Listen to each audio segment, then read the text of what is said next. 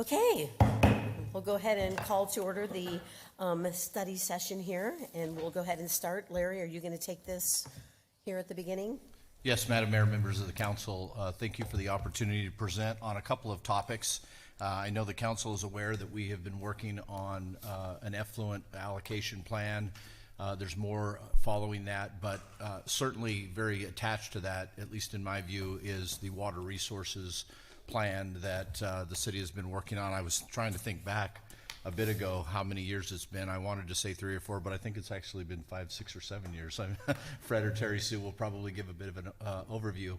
But what you're going to find following this presentation on the Save It program is a bit of an update on where we're at with the effluent allocation program and what I consider to be the link between water and treated effluent. And so, as I said, the city, in conjunction in a strong partnership with Arizona Water 7 or 8 years ago, really began down a path to evaluate our water resources, particularly in Casa Grande, but certainly that expanded to the Pinal AMA.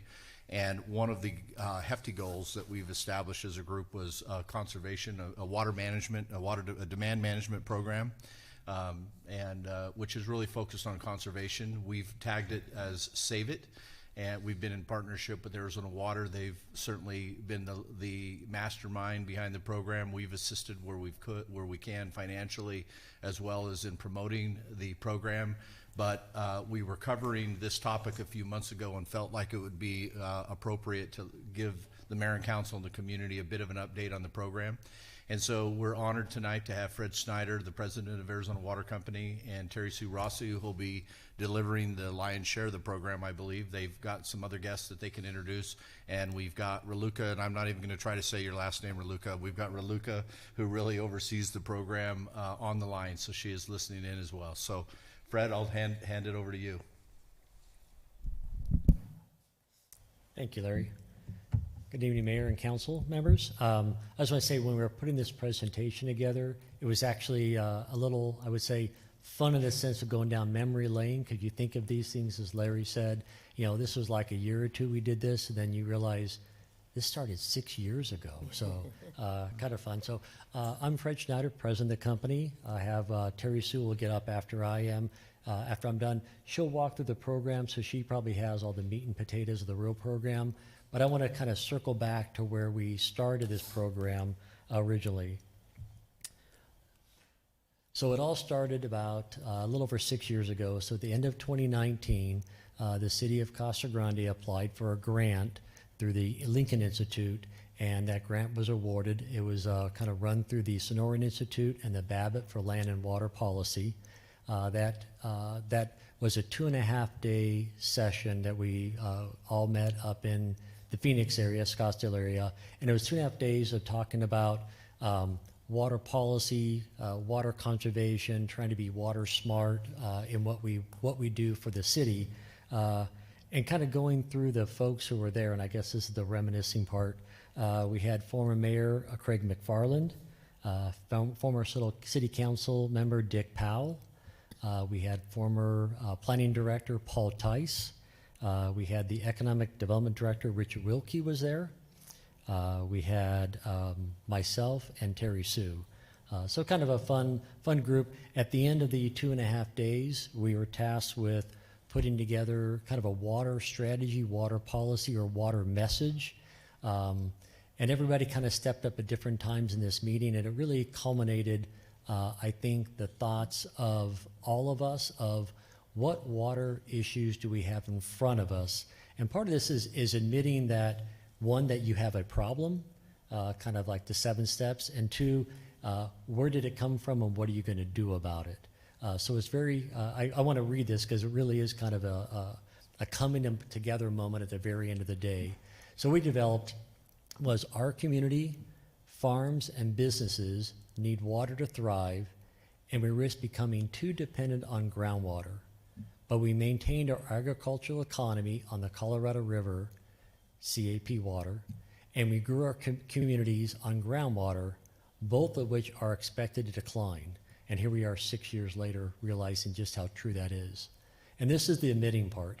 Therefore, and in order to protect our quality of life, help meet the future needs, and grow our economy, we need to do 3 things. We need to reduce our reliance on groundwater, invest in sustainable water supplies, and use the water we have more efficiently. So we kind of ticked this off and said, number 3 is probably the easiest thing for us to jump into and start making progress, and then we'll start working on the other 2. And that's where we kind of came together with the concept of an integrated demand management program. And Terry Sue will get into the difference of that and a water conservation program. We call it a water conservation program more often because it's kind of the slang term. I use it kind of like when you say, hey, go grab a Crescent wrench. Well, Crescent's a brand company that makes it. It's an adjustable wrench, but we all call it that. So similar, we call it a water conservation program, but an integrated demand management program is much more robust and much more detailed, where we don't just look at ways to save water for others. We reflect on ourselves on how we can save water, kind of a balanced approach. So with that, I'll turn to Terry Sue to get in the meat and potatoes of the program.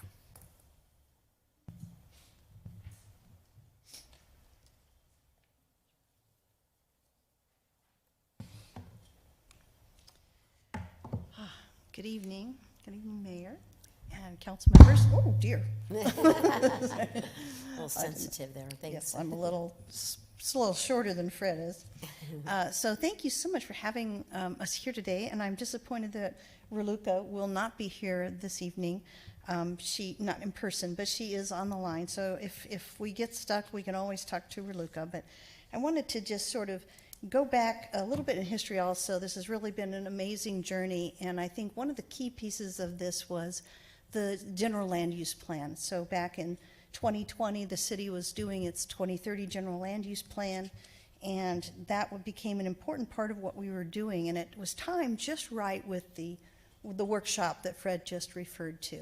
And there were 4 water resource goals that came out of the general land use plan. One was to implement water conservation measures to reduce the outdoor use of water. Another was to reduce the daily total water use per capita and the daily residential water use per capita by 15% from the 2020 levels.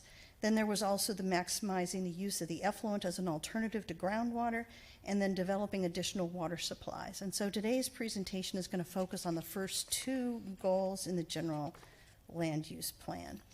There was a graphic. This graphic appeared in the general land use plan. So Paul Tice and I put this together, and we based the 2020 use was based on, at the time that we did this was in the 2020 timeframe, but we hadn't the actual water use for 2020 yet.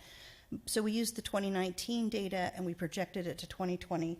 And so the GPCD at the time, the gallons per capita per day, was 199. And so in this graphic, we hold that water use constant. So the green bars represent the 199, and then we multiply that by the population, which is the axis on the right.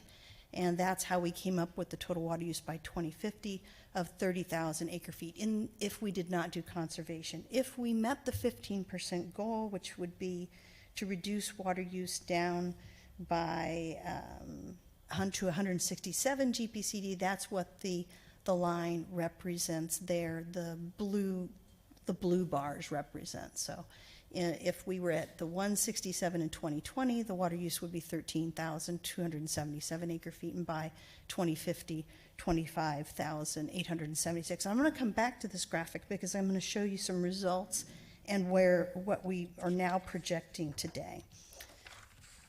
But let's talk a little bit more about the Save It program as an integrated demand management program. So we do use that term differently, and I am very particular about that because integrated demand management means a lot more to me than, say, a conservation program means. And so, for example, just the word integrated. So the idea behind the integration is that this is not just Arizona Water Company. This is Arizona Water Company and the city of Casa Grande. And there are assets that the city of Casa Grande brings to the table, and then there are assets that Arizona Water Company brings to the table. And when we bring those assets together, we can create a completely comprehensive conservation program that we could not otherwise have created separately. And so the other thing about calling a demand management program is that it is not just about, it's more really than just a conservation program. And it is not based on the idea of we are conserving for the sake of conserving, and it's not just the right thing to do. There's an entire business imperative behind why we are doing what we are doing, and we are here to supply water forever. So we're not going away in a month, we're not going away in 10 years, we're not going away in 20 years. It's our responsibility collectively as a community, as a water company, to provide water indefinitely to the community. And so that's part of the idea behind the Integrated Demand Management Program, is that it is much more than a conservation program. The other thing that we came to realize is that the conservation program needed to be, and a conservation program and an integrated demand management program needed to be, to reflect the unique character of the communities that we're serving. So with each community that we serve, we needed to figure out what were the values, what are the values of that community, what are the characteristics of that community. And we needed to design the demand management program consistent with that. And so we could have just implemented a statewide program. We serve 300,000 people across the state of Arizona, 24 different water systems. We could have picked one conservation program, say water use it wisely, and we could have just checked off a box and said, that's it, we're done. And it would have taken a lot less work and a lot less effort, but we do not believe that that was the right thing to do at the time. And we did not think it was the most effective approach. We didn't think that it honored the uniqueness of our communities. And we made a decision 6 years ago, however long ago it was, that we weren't going to do that. And so we designed these very customized integrated demand management programs, and to this day we feel that that was the right decision. And this program is really the flagship program. So you can see from this graphic here that the Save It program was the first one that we launched. And when we were at the Water Smart workshop, we talked about the idea that the conservation program would be a regional program. But in the course of those 2.5 days, we discovered we really couldn't be a regional program. We needed to just focus on Casa Grande. So we did. But what happened subsequently was that this became a model for all the other programs that we have developed throughout the state. We have developed 10 other such programs, and you can see them along the time frame, the most recent one of which was Flow Forward, which is out in our White Tank water system. And all of them are modeled after this program. And this program, to me, is our flagship program. I probably wouldn't say this in another community, but this is our favorite program because we put our hearts and souls into this program. And we hired Raluca Mihalcescu, that is her last name, in February of 21. And she was, maybe 21 years old at the time. And a week into this, we put her in front of a camera with the mayor of the city of Casa Grande then, and she was off to the races. And she's created really everything that you see, and I cannot say enough good about what a great job that she has done. And then Fred was pointing out, and Raluca points this out a lot, that the Integrated Demand Management Program is not just about what other people do. It's about what the city's doing to use water wisely. It's about what Arizona Water Company is doing to use water wisely. So it isn't just about what is the customer going to do. So there's just a lot behind that, and I kind of want to take a little time to explain that because it is, I think, more complicated concept than people really realize. And in the end, we see the water that we save as a water supply. So that's kind of the last point that I want to make about that. So there's a lot in that. So let's talk about some of the city efforts what did the city come to with the table? So I mentioned earlier it's about the integration of the assets of the city and the integration of Arizona Water Company's assets into a single comprehensive program. So the city, so at a high level, what the city was bringing to the table was the general land use plan and the ability to set policies and land use policies within that particular document. The ordinances, the city had a number of ordinances that had already developed. And then they were also doing a turf reduction program. So we're going to be talking about some of those things here in a little bit more detail. Arizona Water Company was also doing a number of things. And so we are regulated by the Arizona Department of Water Resources, and we're regulated by the Arizona Corporation Commission. And we had tariffs specifically related to water conservation, everything from high water use customer inquiries, to doing audits, to leak detection programs, to meter replacement programs, to conservation-oriented rate structures. And then since we've been doing the program, we've also developed some rebate programs and some conservation kit programs as well. And then this is one of my favorite elements, which is the Project WET. And so we have really, as the city and Arizona Water Company, we have really embraced Project WET, and we've done so much more with it. We had done some Project WET workshops before with the fourth graders, but we really took it to a whole new level. And if you have not participated in one of these workshops and you would like to, I highly encourage it. They're so much fun and so rewarding. I know the mayor, I think there are a few pictures there of the mayor, and she's been out there working with the fourth graders, and it's really just a delightful program. So getting a little more detail of the city's accomplishments, the city has done a lot of turf reduction. And there's a little timeline down below. It shows some of the efforts that the city made before we implemented the Save It program, and then reductions since the Save It program. In total, the city has reduced its turf by almost 800,000 square feet. And so it's been a very active program, and we've been involved in helping with the city as well. It's been a pleasure to work with your staff. They're just amazing. And then we've also done some signage. We've done some work with the splash pad. So there's been a number of things that have been happening, not just before the Save It, but since. And then on the Arizona Water Company specifically, we've done a number of these commercial, industrial, institutional audits, some of which were the cities. We've attended roughly 35 events in this time frame. Seems like it's been more than that. And the toilet rebate and program and the conservation kit program are a more recent effort within the last year. And so we're just in the process of beginning to really ramp up on those. And if you want a conservation kit or a toilet, please check on our website, and we would love to provide that benefit to you. So let's talk about the results. And so first thing I want to do is I want to introduce, we brought a staff person with us. This is Bridget Benitez. Would you mind just raising your hand, Bridget? Yeah. So Bridget is our numbers gal, and she's the one who's done the analysis to help us figure out the impact of the program.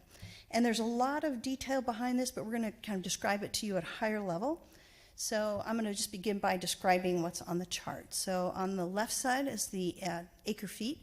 For those of you who are unfamiliar with that term, an acre foot is enough water to serve probably about 4 homes here in Casa Grande for a year. On the right, we have gallons. And so the first, this doesn't have a little, or does it? Oh, it won't point, okay. So on the left, you'll see this particular is all the deliveries to our Casa Grande customers. In 2020, there were roughly 27,000 customers, and in 2024, there were 32,000 customers. The customers in 2020 used on average about 161,000 gallons per year, and in 2024, our customers used approximately 141,000. The amount of water that we saved over that time frame, and again, the methodology that we used here is we assumed that the 2020 water use would remain constant, that without conservation, that the top line is what the water use would be. And then with the conservation, which is the actual water use, it represents the difference between those lines, represents the amount of water saved. So between 2020 and 2024, cumulatively, we saved about 5,000 acre feet. And in 2024 alone, we saved a little over 1,200 acre feet. Now, the other thing that we did was that's a 12.4% reduction if you're looking at from the 161,000 down to the 141,000. The other thing we did was we thought we should do a control total, so a control group. So we just looked at customers who were the exact same customers, exact same names, exact same account numbers in 2020 through 2024 to see what is going on with the control group. And so on the left, we had 14,000 customers, and you'll see that there's 14,000 on the far right. That's because those are the exact same customers over time. In 2020, those customers were using about 214,000 acre feet. Today, they're using about 214,000 gallons. and 201,000 gallons in 2024. And their water use reduced by about 6.1%. Now, there's a probably good chance that these customers go back much further. The older customers in general use more water than the new customers, right? And so the cumulative water use based on these customers alone was about 1,600 acre-feet, and today in 2024, about 600 acre-feet.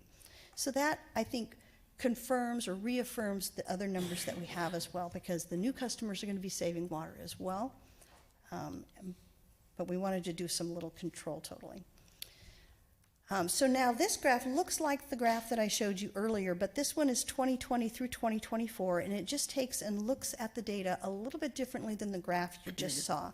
So again, the green represents, this is what the water use would have been in 2024 without the conservation program, and the blue represents what the water use actually is.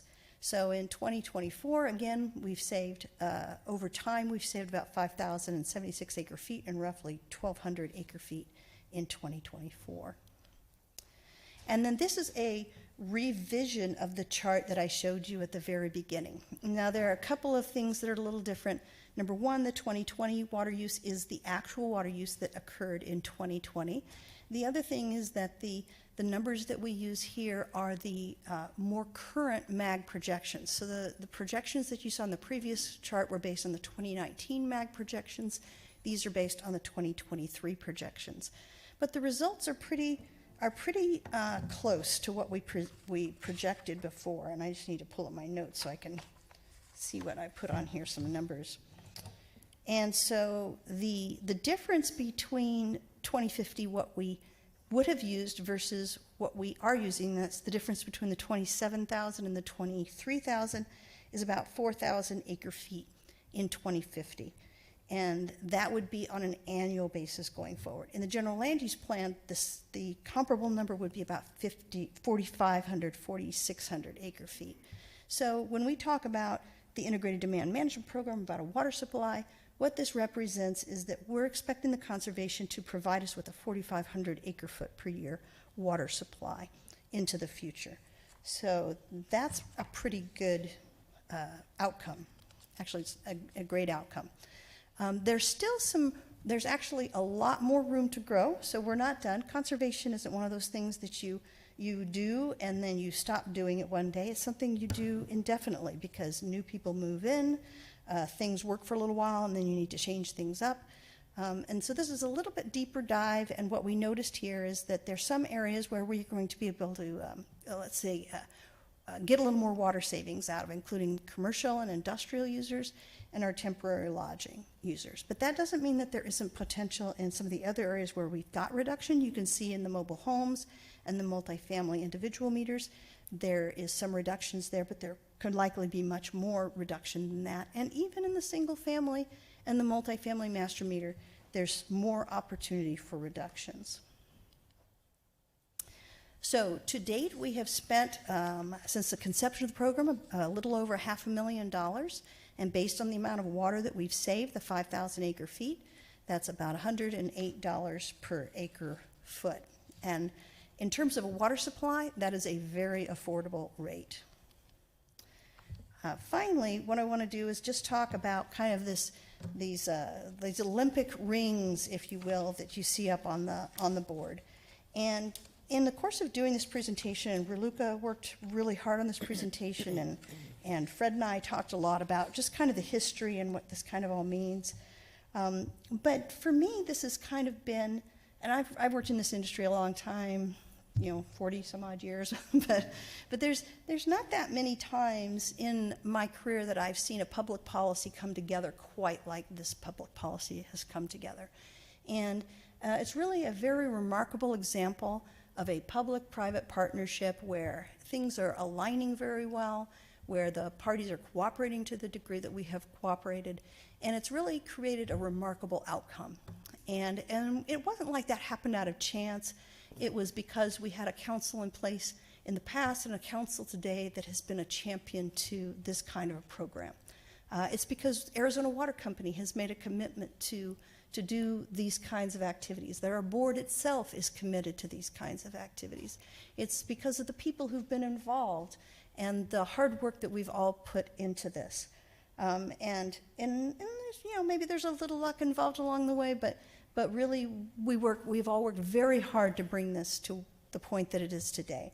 And we all should be very proud of our accomplishments. And I would say that the embracing of the program that the city has made and repeatedly demonstrated, and the championing of this program, we could not have been successful without that. So on behalf of Arizona Water Company, I just want to thank you for being amazing partners and for creating this wonderful program. And it isn't just me saying that. So there's more to it than that. For example, with the Department of Water Resources, they took this very concept and we went down to them and we said, this is what we need to be successful. And they said, you know what, we love it, and we're going to put it in our 4th management plan. It's now a part of the regulation, and it's in the 5th management plan.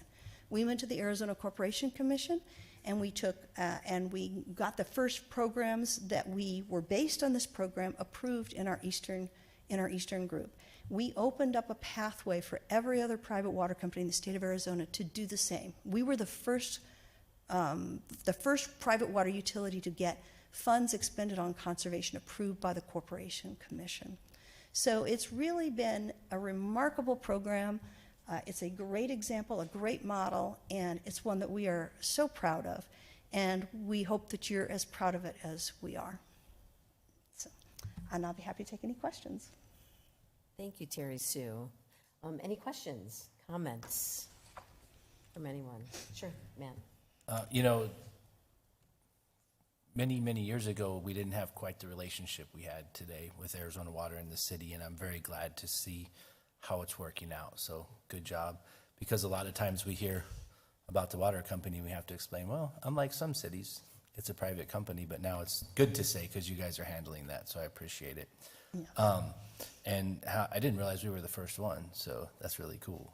And we were very proud of it. And as you can see around town, I did have 2 questions, hopefully easy. One is kind of related to this. You had a picture of like the big backflow, I think, or something in front of, I don't know my water terminology, but one more. Yeah, that guy on the right there, or is that a master meter or whatever that is? But sometimes those leak around town. I see them when I'm driving.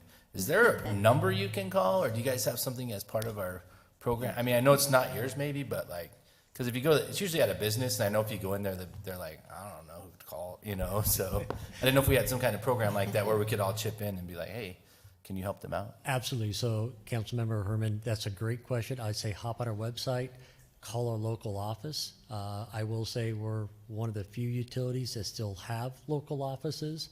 That's one of our core values. We'll always have a local office in all the communities we serve. Give them a call. I'll say, we had Pinal Central reporter Jody here. She called me one time and said, hey, you guys got a leak over by the Walmart. And so we called the office. They got out there, got the issue fixed. Wasn't ours, it was theirs, but we got a hold of the right people. So let us know if it's not our facility to maintain. Some of these belong to the customers. We'll get with the customer, we'll coordinate repairs with them, and make sure we get the issue addressed. So absolutely let us know. Thanks. Yeah, because I learned lately, Lisa and I were meeting with some people, and we have to look at this as a whole system, right? Not just downtown, not just there. It's everything working together. That being said, this is kind of unrelated, but to the water company, something came up with some citizens the other day about the CAP charge on the water bill. And like, we don't use CAP water. I'm like, yeah, it's really a big part of the portfolio here. So I don't know if you can briefly explain that so people know why they get a CAP charge. I mean, I know it's from the federal government back in the day because we all had to chip in to build it, but we do use the CAP water here, even though we don't really directly drink it, but you can explain better. So yeah, so I think there were 2 parts of your question. One is, how do we use our CAP water? And yes, we do have CAP water. We have Casa Grande has a CAP allocation of 8,884 acre feet. And we store that water underground and we recover it through our groundwater wells. And when you recover that, it's called recovered CAP water. And I would say about half of our demand is met with the CAP water. So it is a very important part of our entire portfolio. And as far as how the costs are are assessed is that the Central Arizona Project is the board that manages the CAP. They set the rates. They tell us what those rates will be. We pay, part of those rates are a capital charge that is like a mortgage payment on the CAP, and then there are fixed OM&R, and there are, what do you call them, energy costs associated with it. And so all of those costs are then, they bill us, and my department manages all the billing on that. And then in a rate case, those costs are included in the rate case because they are legitimate, obviously legitimate costs. But those prices change every year. So the CAP surcharge is about taking that incremental change and putting it into a factor that then we're allowed to charge on the CAP water as it goes up. But it's a straight pass-through cost.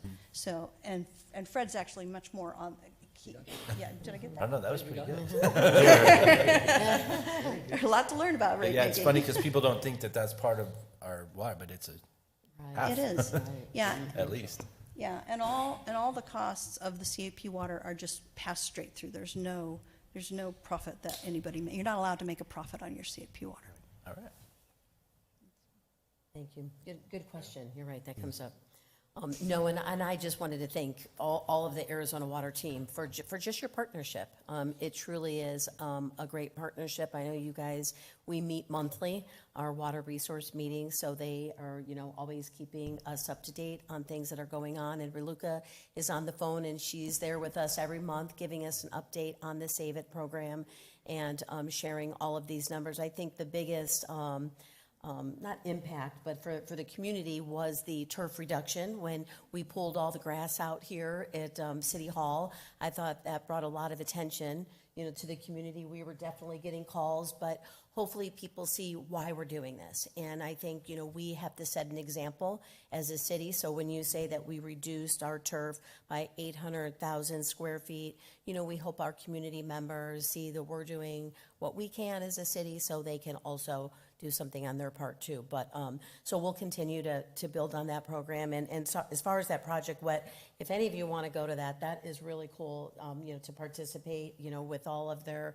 staff. And you have the high school kids that are sharing educational, programs and exercises to the kids at their level. Although the whole, are you smarter than a fourth grader? No. I mean, these kids are like amazing, and the things that they absorb and everything. But that's such a fun program. So, thank you. And I look forward to attending that again. So, but no, appreciate you being here, and we look forward to ongoing. I know there's always things. We're keeping our fingers crossed on a couple other things coming up. But thank you for your partnership.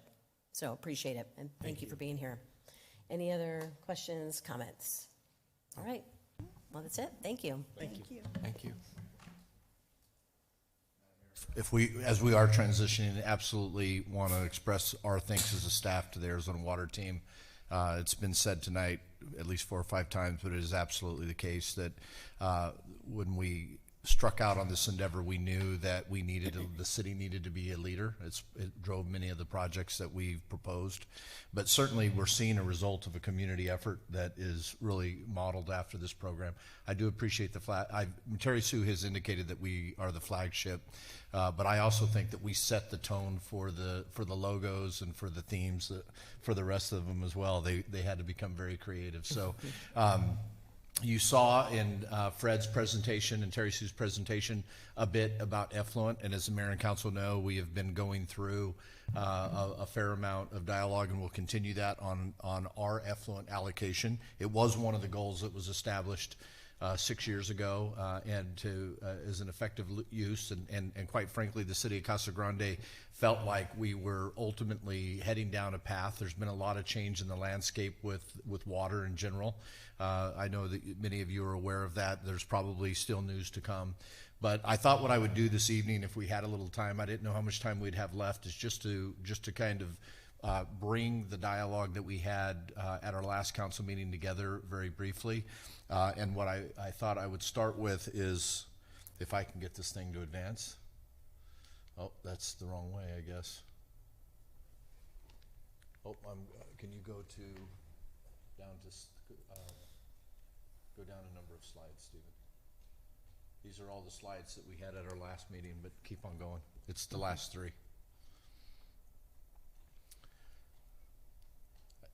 I know that staff has filled, keep on going.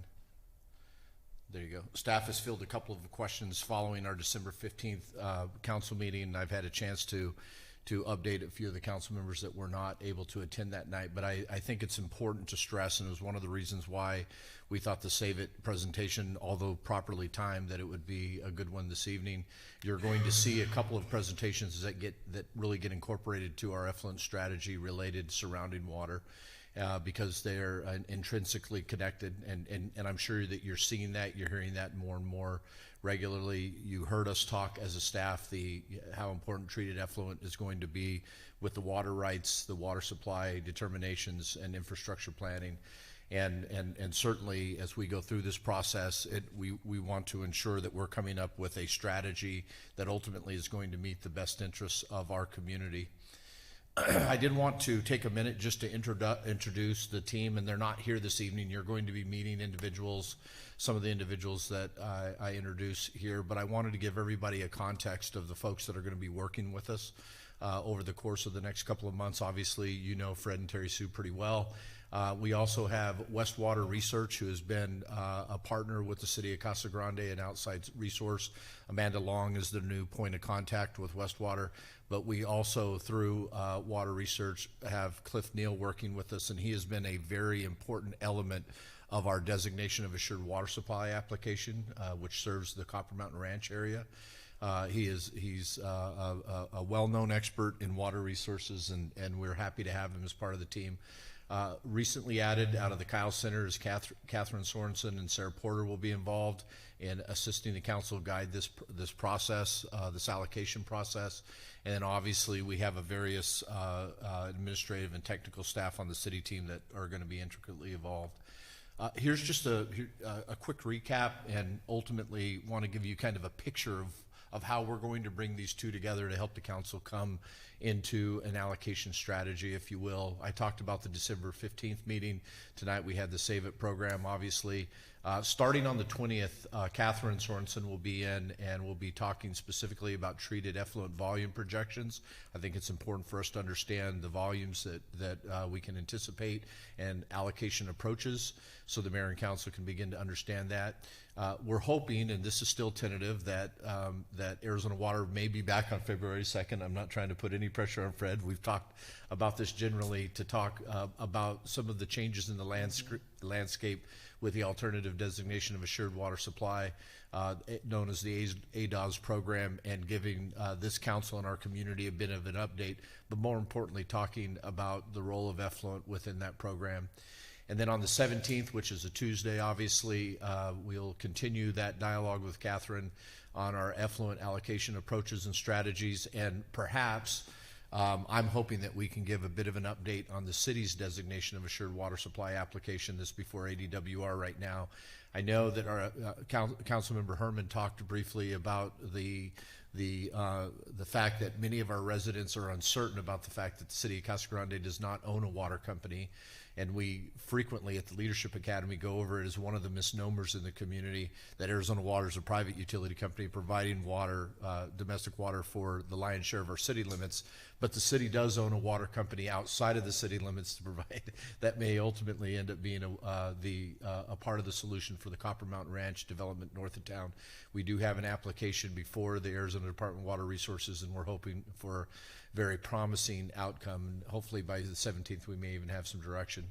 And then the thought is that somewhere between the 17th, but very likely on March the 2nd, we'll be finalizing the final elements of the allocation strategy to ultimately memorialize that, help guide some of the continued decisions that the mayor and council are going to be making related to both topics. But with that, Madam Mayor, it looks like I'm going to be able to yield back some time to the mayor and council this evening, but I'll certainly stand for any questions.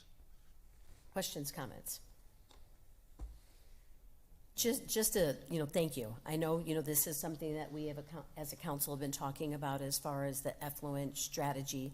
And so appreciate what we've done up to this date and this timeline. Yes. And I'm hoping we can really stick to it and not keep bumping it back, because I know this comes up, you know, it's an ongoing basis Right. with development. So it's going to be really important for us to have this as we move forward. So appreciate that. Thank you, Mayor. Anything else? Okay, we'll go ahead and close the study session and resume at 7 o'clock. Thank you, everyone.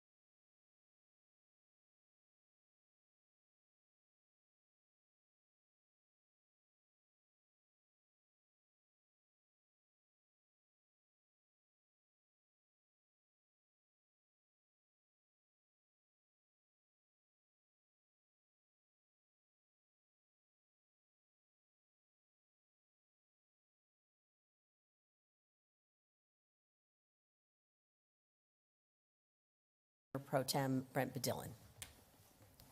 If you can please stand if you're willing and able.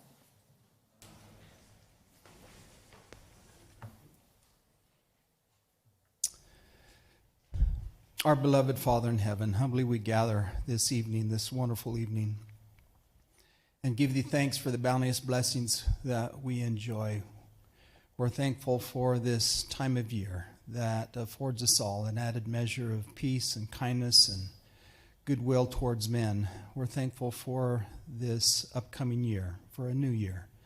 We pray that we'll all work forward to making the efforts that will make it a great one, that we'll accomplish things that will be in accordance with thy will and things that will help draw us together as a community that will all benefit and create this wonderful community that we can raise our families in peace and harmony.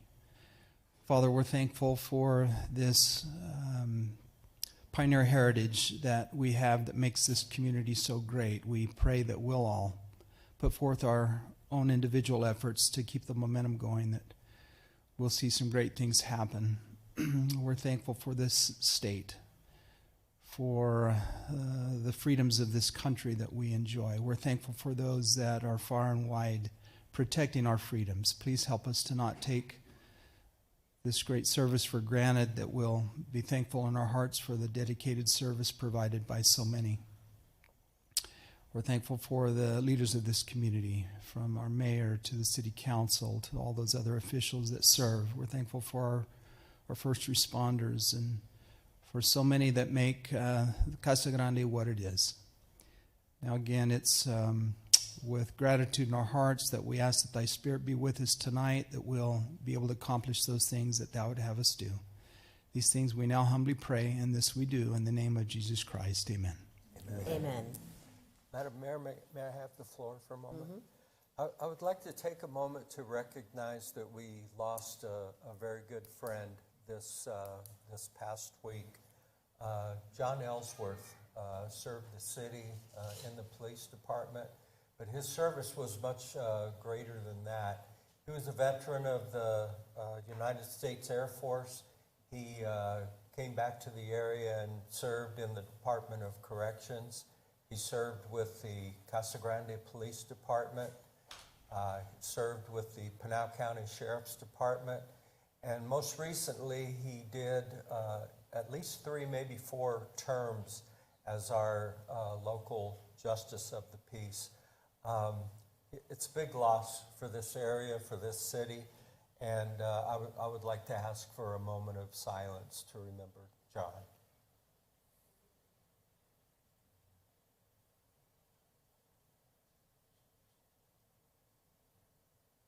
Thank you.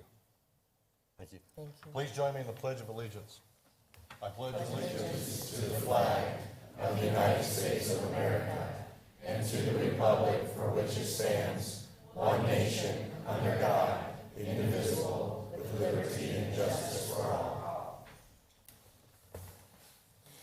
Thank you, Grant. Thank you, Brent, and thank you, Bob, for the moment of silence. Okay, Adriana, next on the agenda is the roll call. If you can accept for the record that all the members are present. So noted. Thank you. And next item are the minutes. Mayor Fitzgibbons, I move to approve the minutes of the City Council regular meeting of December 15th, 2025. Second. Okay, there's been a motion and a second. Is there any further discussion? All those in favor, please signify by saying aye. Aye. Any opposed? Okay, motion carries. Next are the claims. Mayor Fitzgibbons, I move that we approve the claims report for December the 11th, 2025 through December the 29th, 2025. Second. Okay, there's been a motion and a second to approve the claims. Is there any further discussion? Okay, all those in favor, please signify by saying aye. Aye. Any opposed? Okay, motion carries. And the meeting agenda approval, are there any changes to the meeting agenda? Yes, Madam Mayor, we've learned that our middleweight champion is unable to attend tonight. He's got other obligations, so we had asked for removal of F1 from the agenda, and just to remind the council that we do have an executive session, so you may want to move reports up prior to that. Mayor Fitzgibbons, I move that we move reports ahead of the executive session. Second. Okay, there's been a motion and a second to amend the agenda. All those in favor, please signify by saying aye. Aye. Any opposed? Okay. Special presentations. We have a couple presentations here this evening. The first one, I have a nice little plaque here for Mr. Michael Shortino. I got it right, didn't it, Michael? Where did he go? All right, Michael. I'll go ahead and step down there, Michael.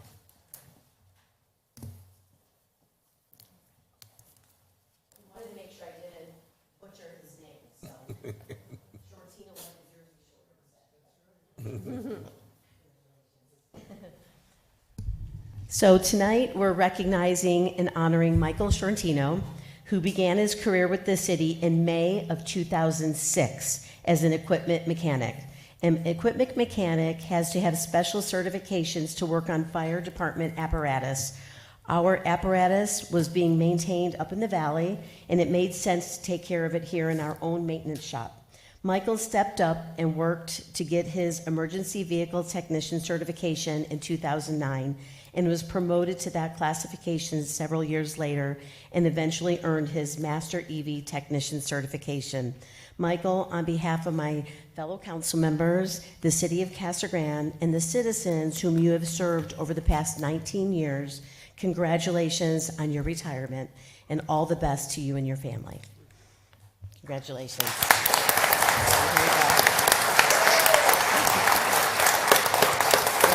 I think they want to get it.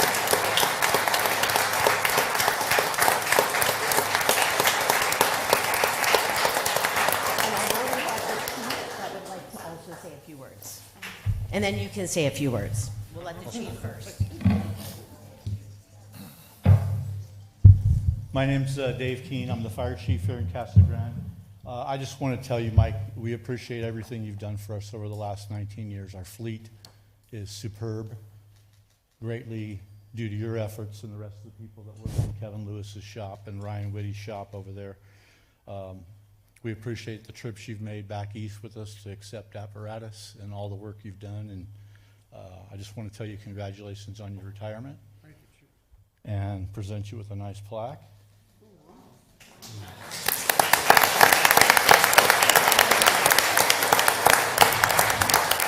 We'll see you later.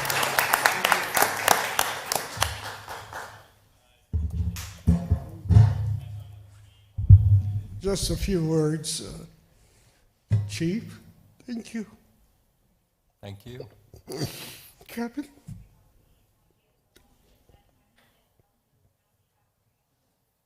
always had my back. Scott Miller took a chance on me. I told him I always have his back. He had mine. Was my best man at my wedding. 20 years, where did it all go? But Kevin Lewis, he started 2 weeks after me. He comes into the shop at the south side. Funny as hell. Here comes this guy walking up the thing, and I'm working on a fire truck outside, and I look up and go, "Who are you?" And he goes, "What, are you new or what?" And he goes, "I'm the public works director. Can you say open mouth and insert foot?" I'm like, "That yeah, there's been some ups and downs, but Kevin always had my back. I told him I always have his. He's had my back more than I had his, but that's beside the point. Kevin, I don't think Ryan Woody's here, so one thing with Ryan, he came into the shop. I had to train him to be an EVT. And the funny thing about it is he had a little bit of problem with learning AC. So I'm thinking here, I go, Chief Miller, I couldn't figure out what was going on. You know, I had to think of a way so I can teach him this. And I'm not a teacher, I'm a wrench, you know. Get with the program. So Ryan Woody raced cars. I was sitting watching the, what was it, Daytona or one of those races. And it dawned on me like a light bulb came on. Okay, here we go, Ryan, turn 1. And I explained it, turn 2, turn 3, turn 4. 1 week later, you thought he did air conditioning all his life. Just by doing those simple things, thinking how you can get through to somebody. And Kevin Lewis showed me that, Chief Miller showed me that, and it works. And when everybody works together at it, we can move mountains. So, again, thank you very much.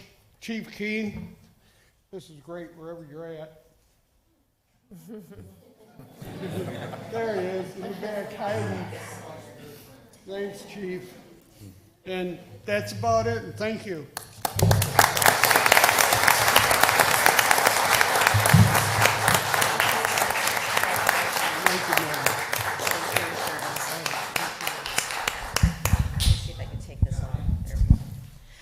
Okay, this is an exciting part 2.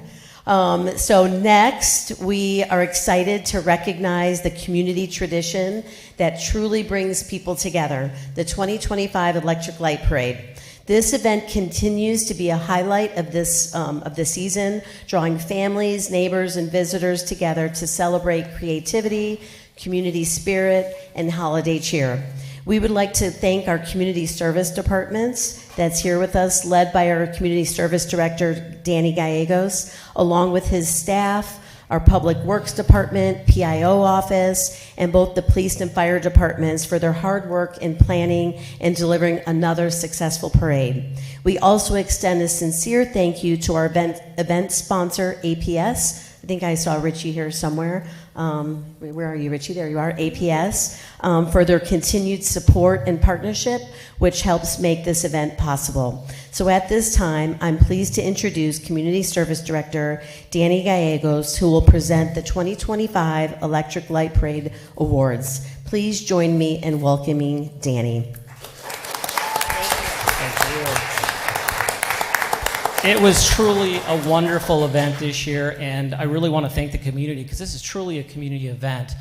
If you attended the parade, you would have noticed that how much work went into each one of those floats. Everybody that participated in this float deserves an award. Unfortunately, we did have to pick the winners, but thank you again for the entire community for a wonderful event.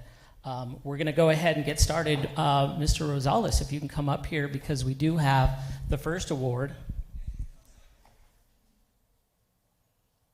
which is the Electric Light Parade, APS Power to Make It Happen. Can't get it up.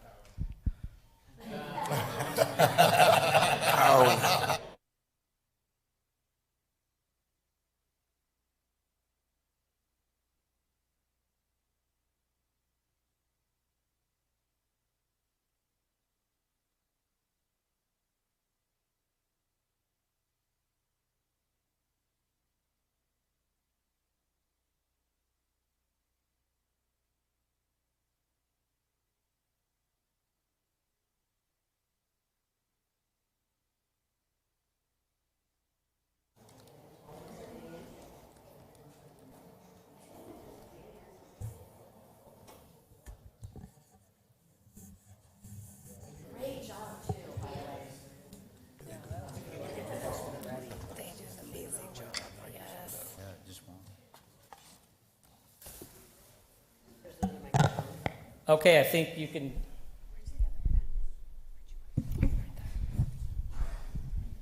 Okay, the next one is the most original. We have City of Casa Grande Public Works Department. Are you here?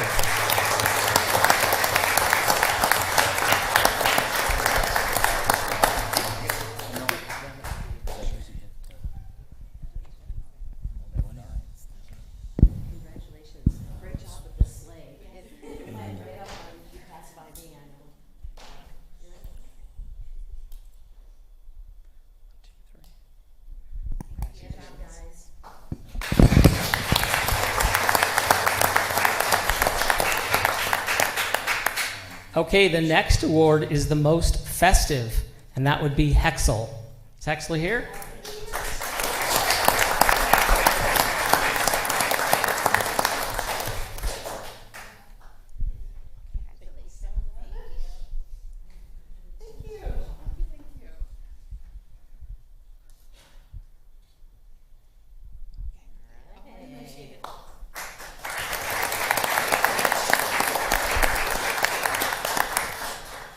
Okay, the next award is Most Creative Costumes.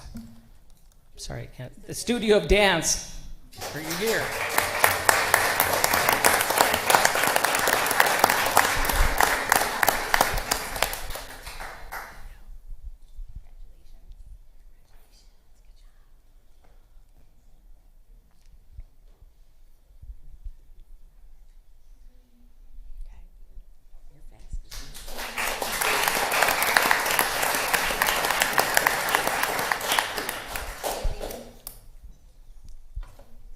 Okay, we have the Gene Lehman Public Safety Award, and that goes to Eloy Fire District.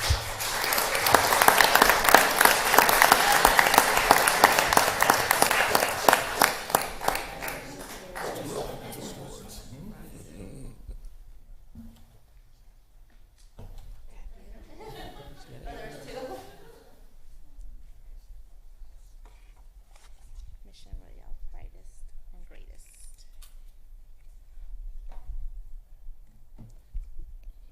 Biggest and brightest goes to Mission Royale Adult Community. Are you here?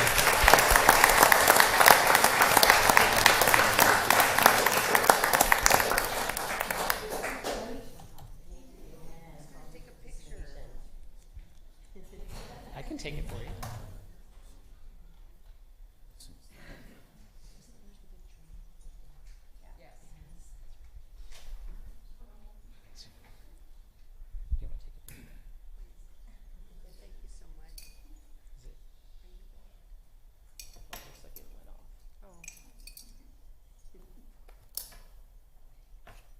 I think you didn't like your face.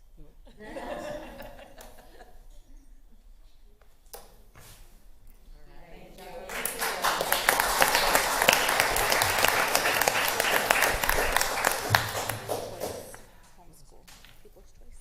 And we have now People's Choice. Can we have Homestead Homeschool come up?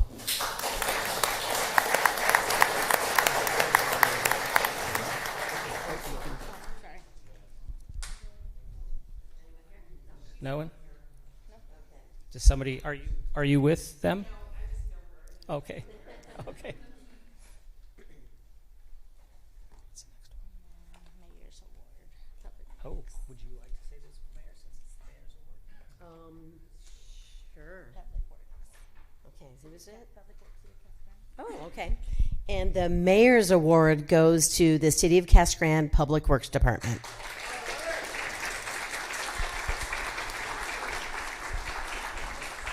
It wasn't just me that picked him, really, I swear, but you deserved it for sure.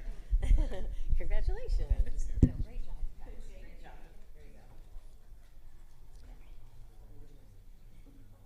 One, two, three.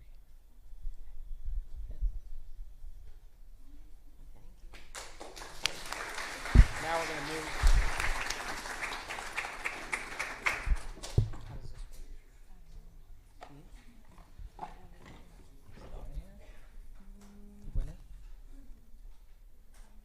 She just put snow.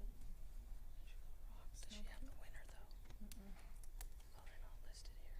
They're on the website. Is that on the presentation? Yeah, it's on the presentation, so that's where it's not here. Just 1 second.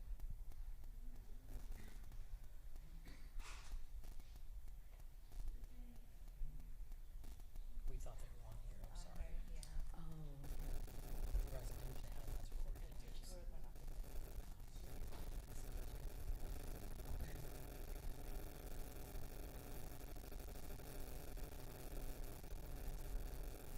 What's that? Just a second.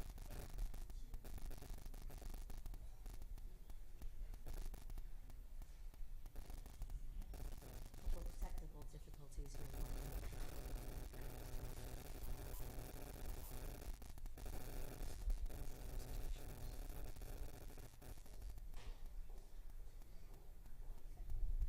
Okay, we have the first winner, Snow Cute, which is 1747 East Birch Street. Do we have that person here?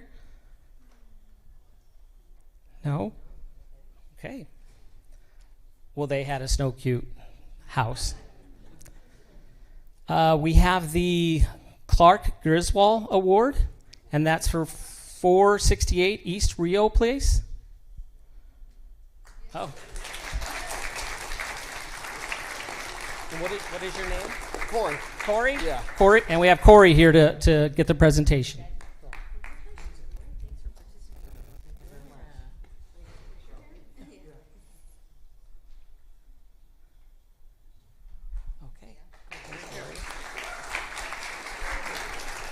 So Corey can display that next year so you all know who the winner is.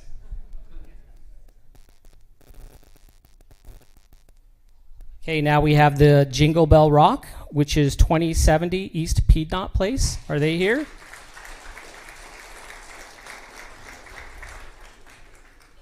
They did not come tonight. Well, again, thank you all for coming out. Congratulations to the winner. Congratulations to the community for a wonderful event. Thank you very much. Some of these other groups that are here, you can tell the first and second, third place winners are here. Do you have a list of them? Because some of them are here. I can see the Wildcats and, do you have that list? Okay, hold on. We're gonna hold on just a second because we see that there's several other groups here that got second and third place, and so we apologize we didn't go through all of those. So we're gonna make sure that we recognize all of those groups to see if they're here. So hold on just a second.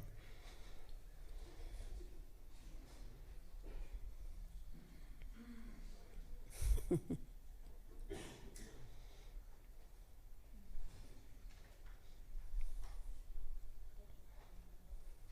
it? Okay. Yeah, why don't you? Okay. Okay, for the most original, we have second place is APS.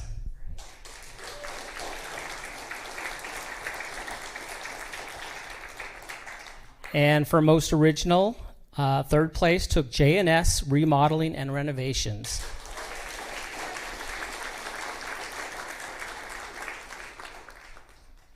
And most festive, second place, we had Desert Sky Mustangs Car Club.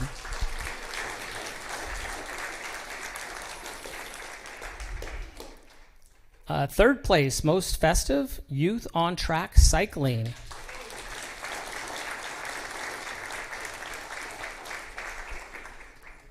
We have most creative costumes, number 2, ASU Preparatory Academy.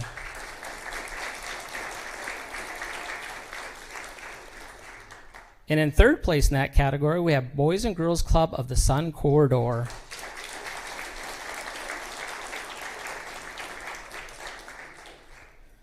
And the Gene Lehman Public Safety Award. In second place, we have Arizona City Fire District.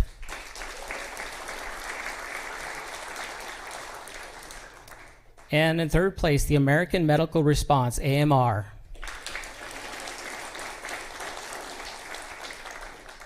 And the last category is biggest and brightest. We have in second place, we have Lucid Motors.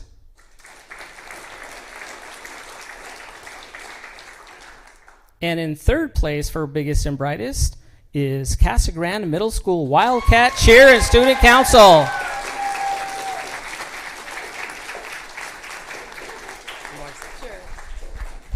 No, and we really do want to thank you. And of course, you know, most of my fellow council members and a lot of the staff were there that evening. And, you know, we do so much in planning this event, but it wouldn't be the same without people like you and, you know, organizations that come out and share your creativity and your talent. And so it just really makes an impact. This event is growing bigger and bigger every year, and it's because of all of you sharing all of your talent. So we appreciate all of you. Your float was great. All the excitement with the Casa Grande, you know, the Wildcats that were up there, the Mustangs. I mean, all the creative floats were just so amazing. So my 2 little grandchildren loved it. They kept them entertained the whole time. A 2-year-old and a 1-year-old. So again, thank you. Happy New Year. Happy holidays. And we hope that you join us again next year. And thank you to the Community Service Department for everything. Thank you.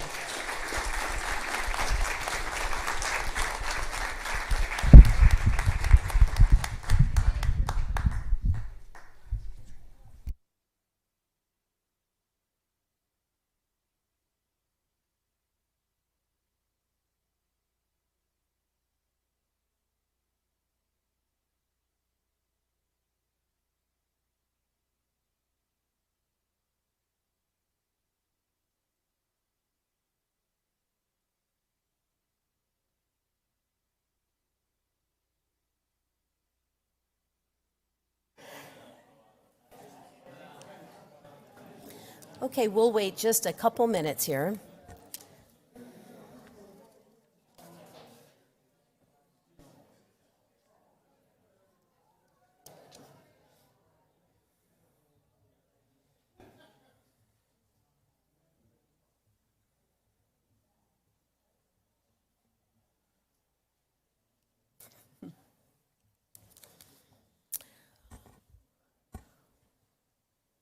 Okay, so thanks again for everyone for coming.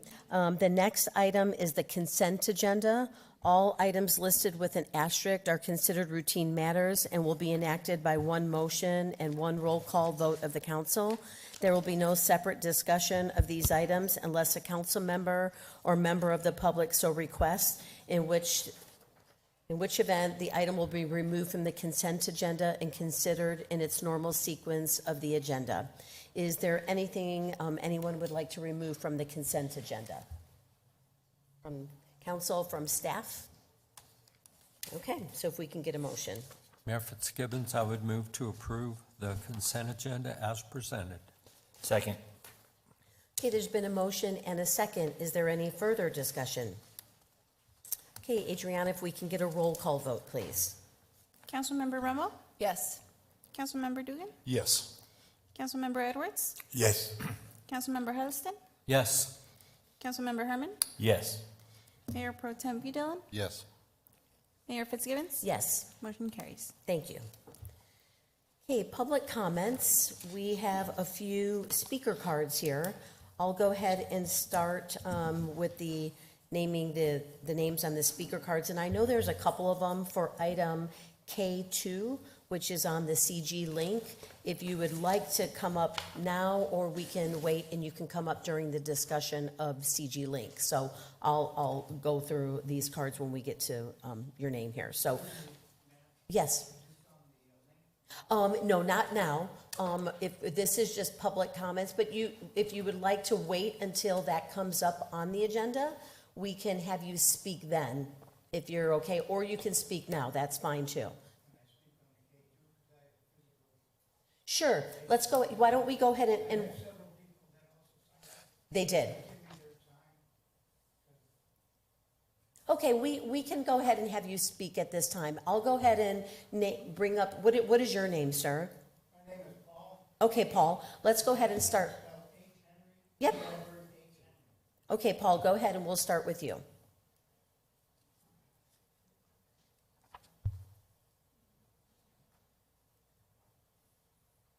So, Paul, if you can come up again, give us your name and your address when you get up here. And Larry, I think I have the microphone off. He's going to turn it on for you. I turned it off. Okay, my name is Paul Hay. Last name is spelled H-E-H. My address is 1831 North Westfall Lane here in Casa Grande. I'm here to speak about this Metrolink. I guess Metrolink, now also T-Mobile. I heard today that they merged. I first learned about this when I saw flags being put around my neighborhood. And what got me concerned was flags that looked like they were going to come right across my front yard. My front yard's about the size of 2 postage stamps. Mine's one of the older homes in the neighborhood. The other homes have about a 1 or a half size postage stamp. But at any rate, I got concerned about that. And so I asked the person who was putting out the flags, I go, are they planning to come through here? And he goes, well, yeah, that's the way it looks. And I said, well, how can they do that? He says, well, you have to find out your plot plan. So I called the city, and everybody was very nice, very courteous, right? Was on the phone about a half hour from this person to that person. Let me transfer you, let me transfer you, let me transfer you. Oh, yes, okay. After I explained the problem, got back to the first person. Nobody has a plot plan for the city, for the residents. It doesn't exist. So that concerned me, so I called the county. Same thing. They don't have it. So I called Metrolink. that conversation didn't go very well. Probably some of it was my part because I was kind of angry by that point. But I said, I need a supervisor out here. I said, I need to know what's going on with all of this. So a supervisor did call me. But before I get to that, I did some investigation into Metrolink, all right? I first Googled it, and they said the internet service is good, but the construction is not. They do damage to people's property. They kill vegetation, which in our neighborhood, Cottonwood Ranch, you have to have 5 plants in your little half a postage stamp front yard or you get fined. So who's going to replace those plants? All right. They also damage other property, sewer pipes and driveways, sinkholes. So I did some investigation on my own, and I started talking to workers, all kinds of workers. I'd see them, I'd stop them. Hey, talk to the guys that are doing the job, right? And I told them I'll never give up your name or where you work, because I know you know, I don't want you to get fired, you know. And they all told me the same thing. All right? Driveway damage, sinkholes, sewer pipes broken, of which, by the way, I have a picture of one of the sewer pipes where the cable goes right through the sewer pipe. All right? Irrigation systems broken. I've since found out from the supervisor that came out that it's the homeowner's duty to locate the irrigation systems. Who knows that? None of the homeowners know that, because I've been talking all over the whole neighborhood, and everybody's upset, believe me, very upset. And even if they did know it, do any of you, maybe some of you do, but I don't think most of you would know how to go out and stake where your irrigation system is, all right? So who's going to be responsible for that, all right? As I said, plants being killed, landscaping, people have found mounds in their front yard, also sinkholes, all right? Paint on the landscape, because when they're marking for the cable and everything, they're painting here and there and everything, all right? I know that paint's going to come off eventually, but people are upset that it's on there because they have pride in their property, all right? I've also been told that the company's cutting corners, all right? And they don't clean up after themselves. They're very, very messy workers. So, you know, we have all of these problems, and I'm wondering who vetted this company to begin with? Who did anybody check into the quality of work that they do?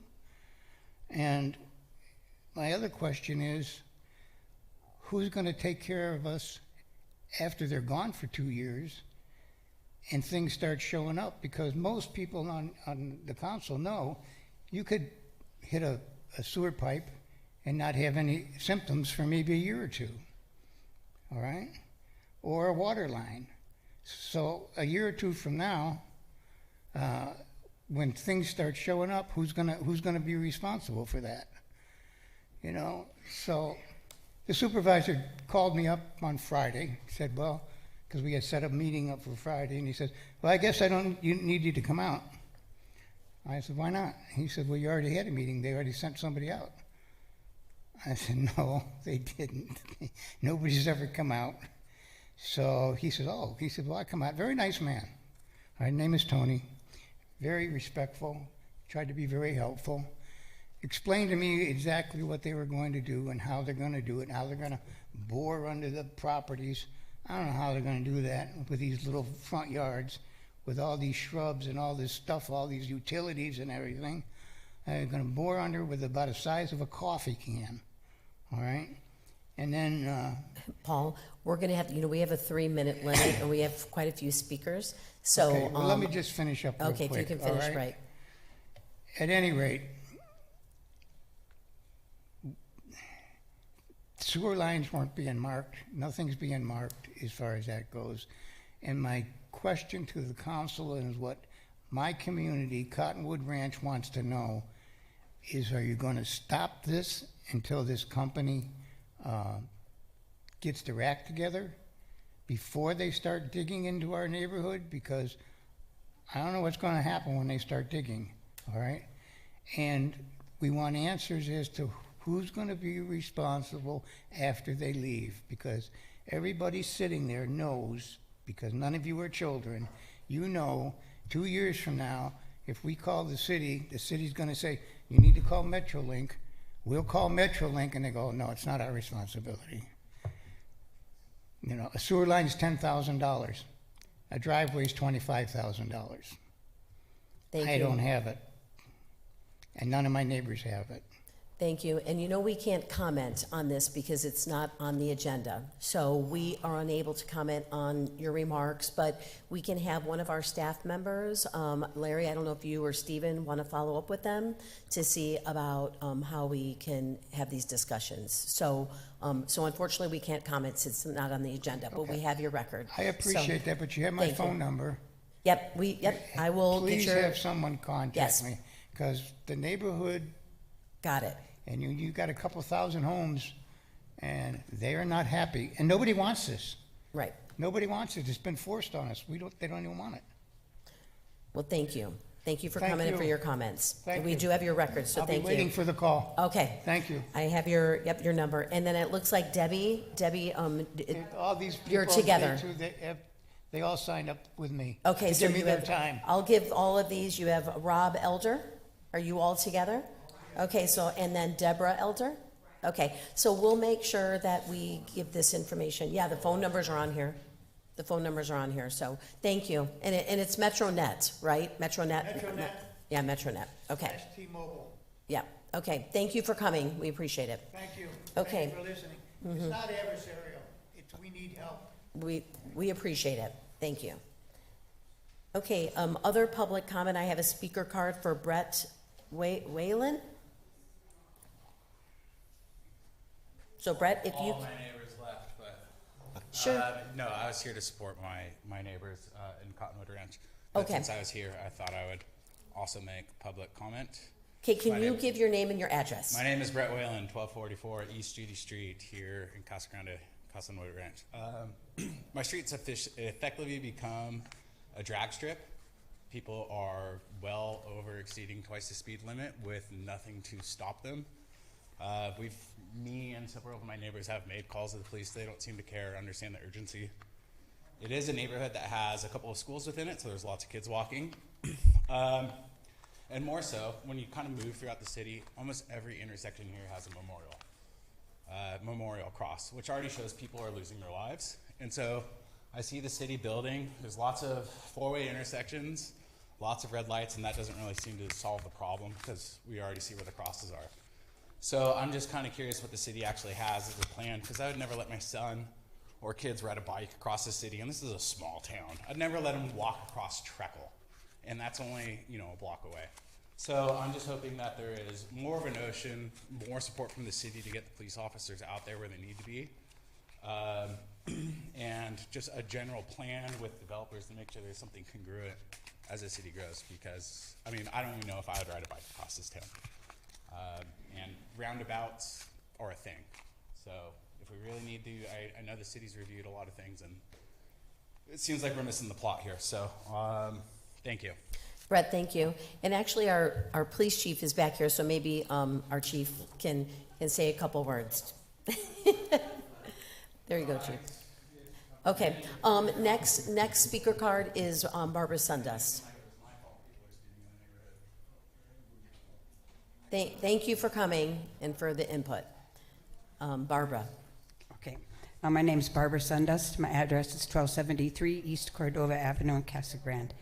And I actually want to start, I had my own beginning, but it already says 2:49 on the timer. Okay, well, she started it probably right when you walked up. You have three minutes, but go ahead. You can keep going. Okay, well, it says I only have 20 seconds. Okay, anyway, I want to start with what Mike said, the gentleman retired. I'm not going to try his last name. But he said, whenever we work together, we can move mountains. well, I think we have a mountain. And I know that I've come every time that there's a city council meeting, and I'm probably going to keep doing that if God willing, to say the sort of the same thing. But this is a new year, and so there's new hope, I hope. And I'm addressing not just the city council, but everybody that's here in the audience and people who are watching, that exactly what Mike said, if we work together as a community, not just as a community, to try and find a solution to the homeless situation. When we had Laundry Love last week we had Laundry Love, and there are some homeless people who are able to get to Laundry Love. I don't know where they're staying, but they're able to get there.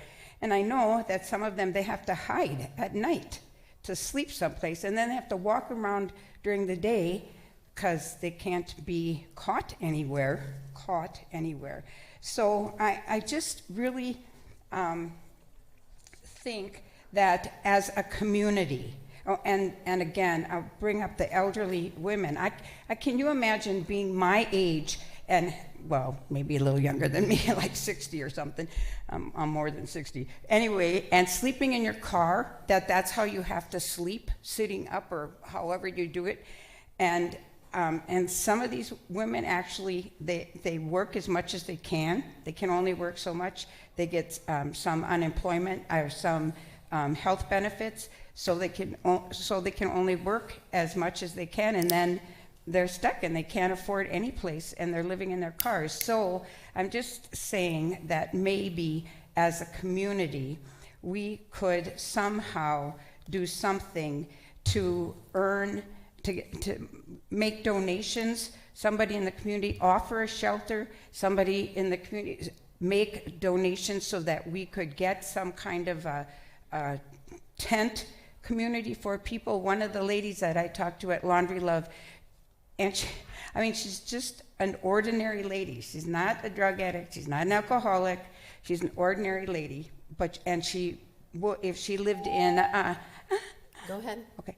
If she lived in a campground area, she would help take care of it. She would take care of her things. She would take care of the yard. They would do things to help their situation.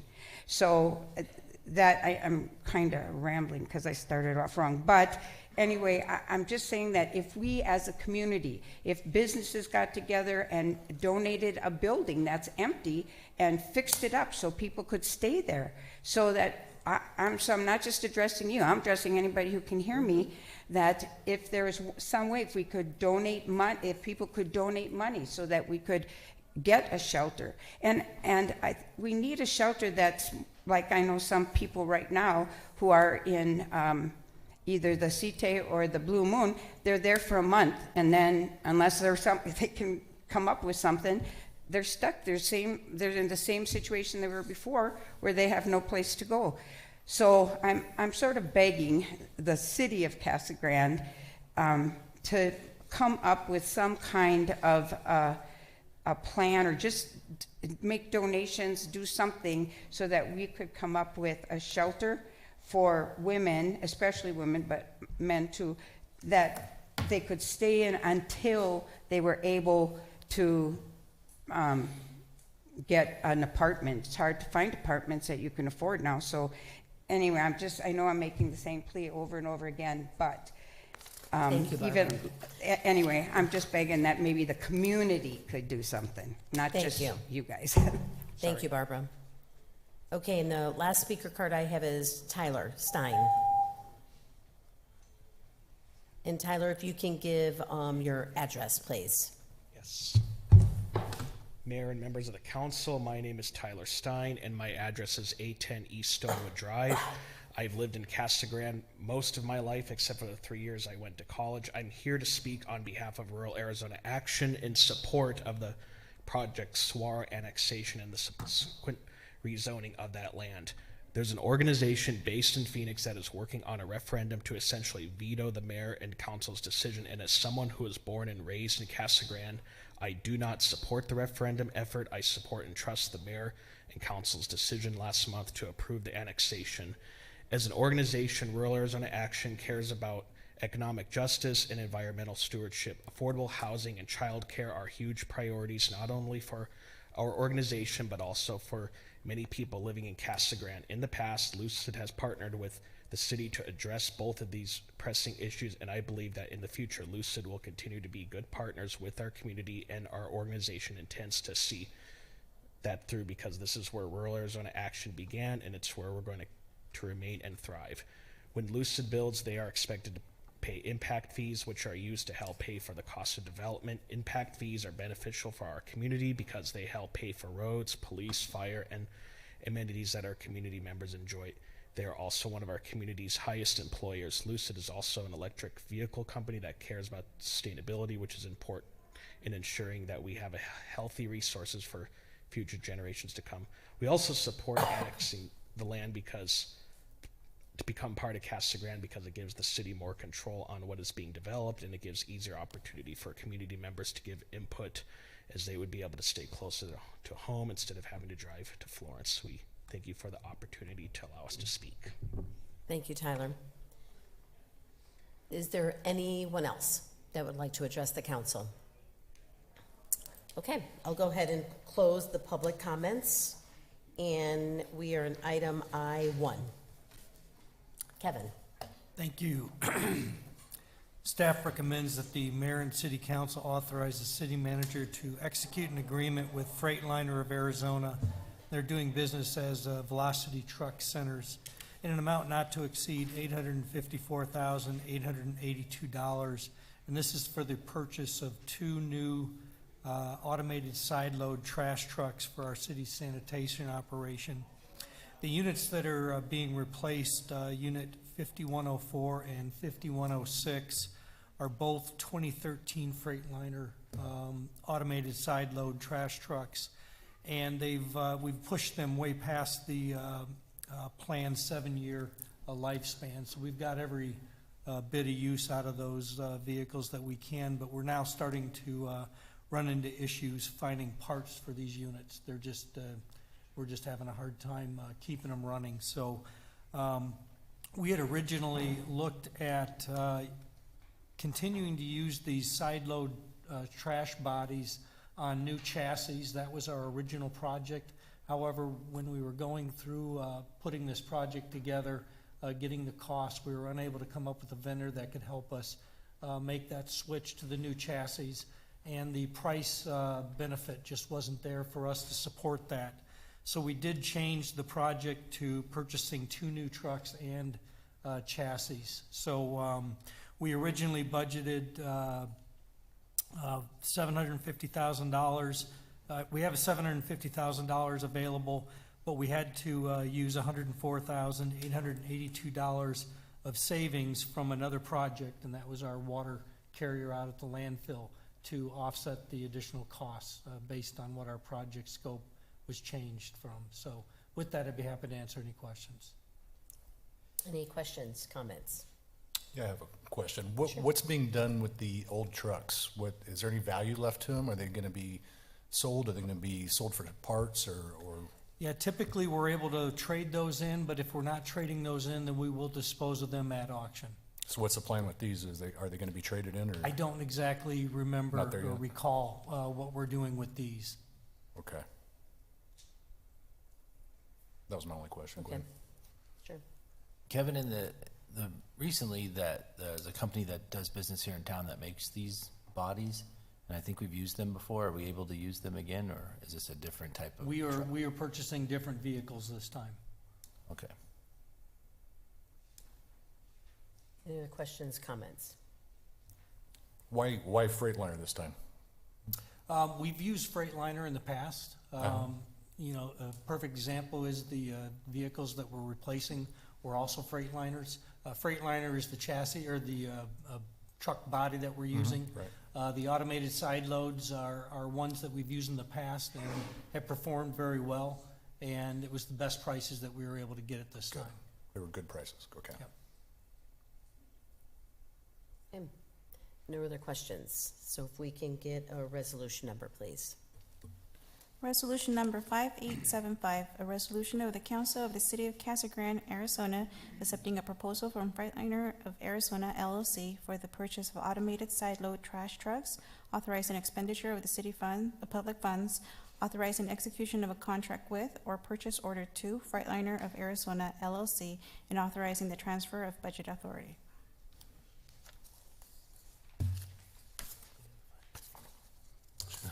Mayor Fitzgibbons, I move that we approve resolution number 5875 as presented. Second. Okay, there's been a motion and a second. Is there any further discussion? Okay, if we can get a roll call vote, please. Councilmember Romo? Yes. Councilmember Dugan? Yes. Councilmember Edwards? Yes. Councilmember Huddleston? Yes. Councilmember Herman? Yes. Mayor Pro Tem Dillon? Yes. Mayor Fitzgibbons? Yes. Motion carries. Thank you. Okay, item I2, Kevin.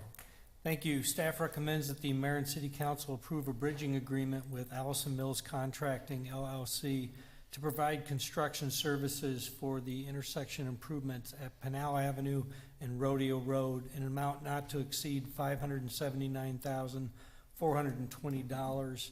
We are asking authorization to use a Pinal County job order contract. That's the bridging agreement that we'll enter into with Allison Mills to perform the construction at this intersection. And this is part of the Arizona Department of Transportation State Highway System, but we see the need to really make this improvement. If we wait for the state to do the work, then we're gonna be waiting quite a while. And there's a need now for us to make these improvements at this intersection. They'll be extending the length of the turn lanes off of Pinal onto Rodeo in both north and southbound directions, as well as looking at dedicated left turn signals at the east and westbound movements. Of course, we've got the subdivision to the west and the fire department there with their new preemption equipment to manage that signal. All these improvements will help that traffic and safety in that area. With that, I'd be happy to answer any questions. Questions? Oh, sure. When do we think this would start? As quickly as we can get it going. I don't have the timeline in front of me. It's something that we can provide in Larry's monthly update. We give the project update list, and that should have that detail in it now. Okay. So I'll make sure we're able to highlight that in next week's report, if that would work for council. Yeah, that'll work. I just want to make sure we have a start date and kind of an expected duration on that. Mm-hmm. That's all I have. Sure, Bob. Kevin, is there any mechanism to at least apply for some kind of reimbursement from the state? I'm not aware of an opportunity for them to help us out with this funding at this time. It is something that we look at. They're working with us on the Centennial Signal north of this location, but we have no funding for this project. Okay. Sure. I can say it's much needed, especially, I mean, obviously during the heavy traffic times. And one other thing is, I don't know if you'll be working on the traffic signal, you are, because there's left turns, but certain times of the year when the sun's at a certain level, it doesn't give you a left turn arrow, specifically around 7 a.m. in the morning. When you're heading westbound, making a left turn south onto Pinal, so. Just noticed that in the past. We can have that, that is a ADOT signal. That's their equipment, but we can definitely work with them and bring that issue to their attention. Thank you. Or you could just go to work at a normal time. Gotta go to the gym first, Brett. No, thank you. And yes, please definitely let us know. I know this is one of the projects that we decided to implement, expedite due to traffic concerns, even though, like you said, it is ADOT road, but this is something we know that needs to be done. So we're going to do that. And I know, Larry, there's something on Pinal improvements on the ADOT, one of the projects, right, that we have the waiting to hear from ADOT for all of Pinal. But I don't know when that's going to happen. Madam Mayor, we have not received any update on Right. that particular project. Okay, so, yes, so thank you. Looking forward to that. There's going to be several other of these projects coming up, hopefully in the near future. So, if any other discussion? Yeah, I know, a lot of them. No other discussion? If we can get a resolution number? Resolution number 5876, a resolution of the Council of the City of Casa Grande, Arizona, accepting a proposal from Ellison Mills Contracting LLC for the intersection improvements at Pinal Avenue and Rodeo Road, authorizing expenditure of public funds and authorizing execution of a contract with or purchase order to Ellison Mills Contracting LLC. Mayor Fitzgibbons, I move approval of resolution number 5876 as presented. Second. Okay, there's been a motion and 3 seconds. I don't know how many seconds. Any other discussion? Okay, if we can get a roll call vote, please. Councilmember Romo? Yes. Councilmember Dugan? Yes. Councilmember Edwards? Yes. Councilmember Huddleston? Yes. Councilmember Herman? Yes. Mayor Pro Tem Dillon? Yes. Mayor Fitzgibbons? Yes, Motion carries. thank you. Okay, K1. Kevin. And then finally, my last item for this evening are actually 2 items, 2 resolutions. Staff is recommending that the mayor and city council pass a debt authorization resolution for the Greater Arizona Development Authority, or GATA, and the Water Infrastructure Finance Authority of Arizona, or WIFA, for the wastewater project financing application. Excuse me. The city of Casa Grande requires additional funding to complete the second phase of our expansion of our wastewater treatment plant. We're starting to run out of some of our fund balances, so we're looking at different opportunities for funding that expansion project. These are 2 funding opportunities. We've not made a decision whether to move forward with one or both of these or a combination of them. But at this time, to meet their timelines, we need to pass these resolutions in order to continue in the process with these 2 groups. So we'll be continuing to do that evaluation and working through those processes, but this gets us to at least open that door so we can determine how best to move forward with financing our expansion project. So Okay. with that, I'd be happy to answer any questions. Okay. Any questions, comments? Okay, no questions, comments, so we'll do them one at a time then.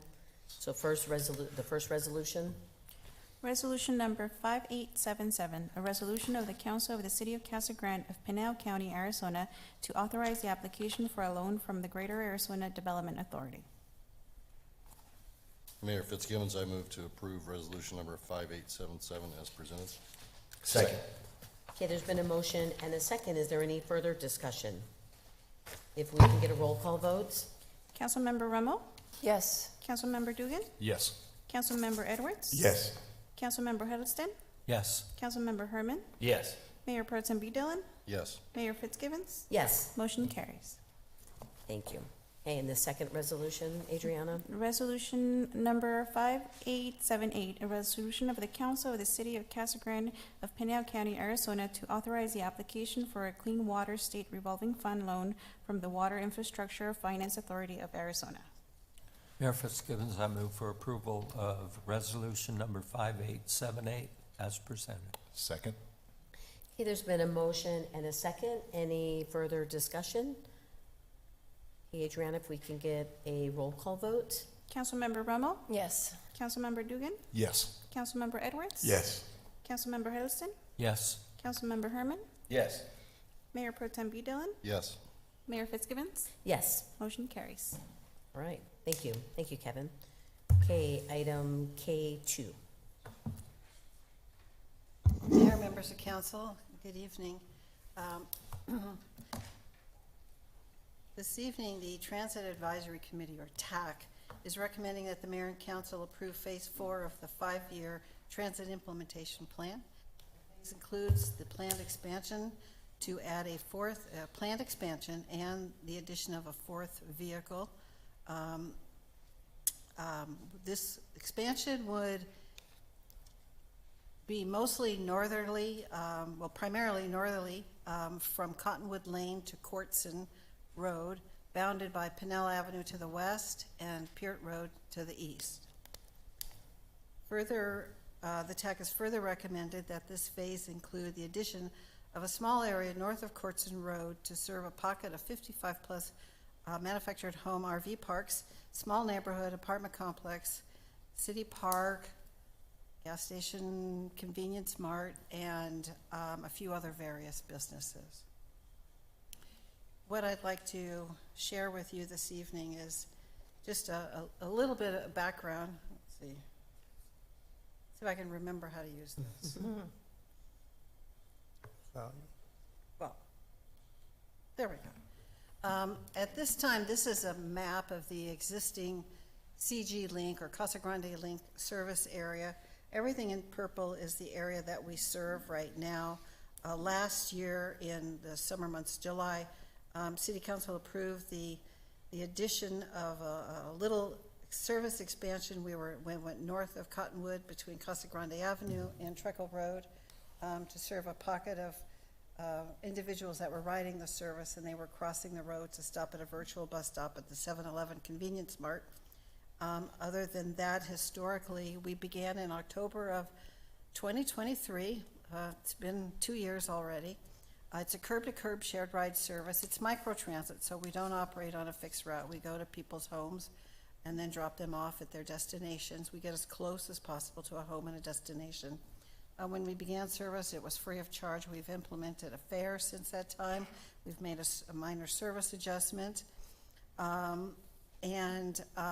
We now also operate on Saturdays, so our current hours are Monday to Saturday from 7 a.m. to 7 p.m. What we're proposing, I went the wrong way. What we're proposing with the implementation of Phase 4 is the green area that you see on your map. Again, we're going north to Courtson, and then Pinnell and Pearson to the east and west.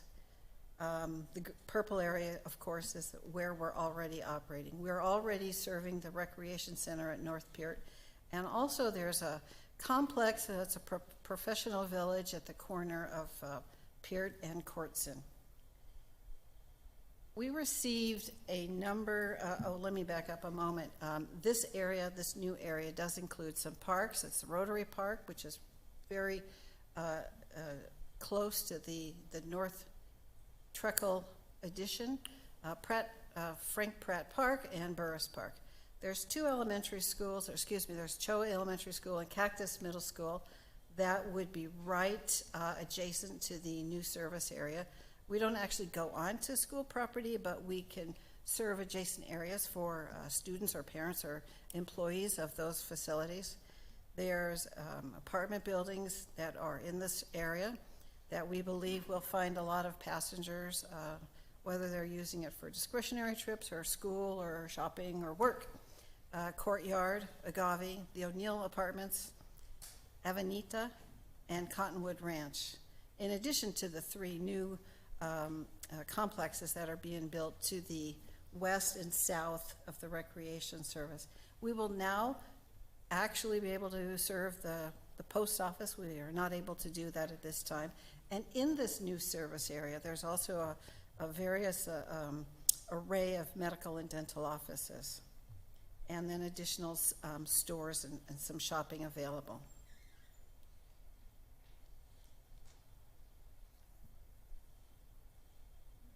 What I wanted to share with you today is some ridership information since we began. Through the end of December, we've provided over 76,657 one-way trips. This year, July through December, we've provided, we look at these in the fiscal year, in this depiction. Well, you can see the breakdown here. 17,787 so far in this fiscal year, 35,493 the previous year, and the first year we operated was a partial year at 23,377. So you can see the progression. We're on target. We're estimating that we'll hit in the end of this fiscal year, about 37,000 one-way trips. I also wanted to share some metrics. I took a look at the numbers in a calendar year to just give us a different perspective. So from January through December 31st of this last year, 2025, we provided over 36,000 trips, one-way trips. And the average rating for those trips, 5 being the best, was a 4.86, which we think is very good. Our our pickup on-time performance is extremely high at 99%. Our drop-off, it doesn't look as good, but 94.4% is really not shabby. And a lot of that has to do with a lot of the construction and delays that there have been around the community, and detours that were, multi-week or multi-month. So it changed things up. And I might also add that whenever there is work being done on the streets, that will impact our service, because our scheduling program is built around Google Maps. And if a contractor or a company or utility doesn't upload that data into Google Maps, then we provide a routing that's done in real time, and it'll be wrong, and the driver has to make some corrective actions behind the wheel. As you can see, we have a direct ride. So if, on average, if you were a solo passenger, it was about a 6.6 minute trip, very, very convenient. If it was a shared ride, it would be about 12.5 minutes. And nearly 55% of the time, it's a shared ride service. So that's our peak hours of the day. I wanted to back up a minute and let you know that anytime we make a service change, whether it's planned or not, we do have to hold a public hearing. And we held 2 public hearings back in May, one at the Dorothy Chandler Senior Center and one at City Hall. Following that, there's a 30-day public comment period. We received 37 comments, and I wish, although we'd still be devouring that information at this time. So we advertised how individuals, whether they be residents or business or anybody, and we went through the whole litany of resources that we have available to us, and of course English and Spanish. What I would like to mention is that of those 37 comments, most of them were mostly to expand within the city of Casa Grande. We had a couple of people that'd like to see us go to Eloy and Arizona City. Someone wanted to have us go up Jimmy Kerr and Airlie up as far as the I-10 freeway, and then travel into Phoenix and Gilbert. So, and then our friends at Lucid made a request to expand service in that direction as well. So after all this data was gathered after the 30-day period, staff took a look at all that. We looked at some possibilities. And then we brought it to TAC, and they reviewed and had an opportunity to really seriously look at, what could be done other than what was planned to do. What else could we do? And the bottom line is, to expand further than what was planned, it really degrades the system. And I know that just sounds trite, but when you have more area to serve with the same amount of time and hours, you can't cover it as well. And that's why the folks that did the planning of that 5-year transit plan before I was on board, they had the wherewithal and the knowledge to know that this is what you can do, and do it well and realistically. So we wouldn't have excessive late pickups and drop-offs. We wouldn't have a reduction in the number of available trips. We wouldn't see excessive ride times. That's when you're on the vehicle and traveling to another point or your destination.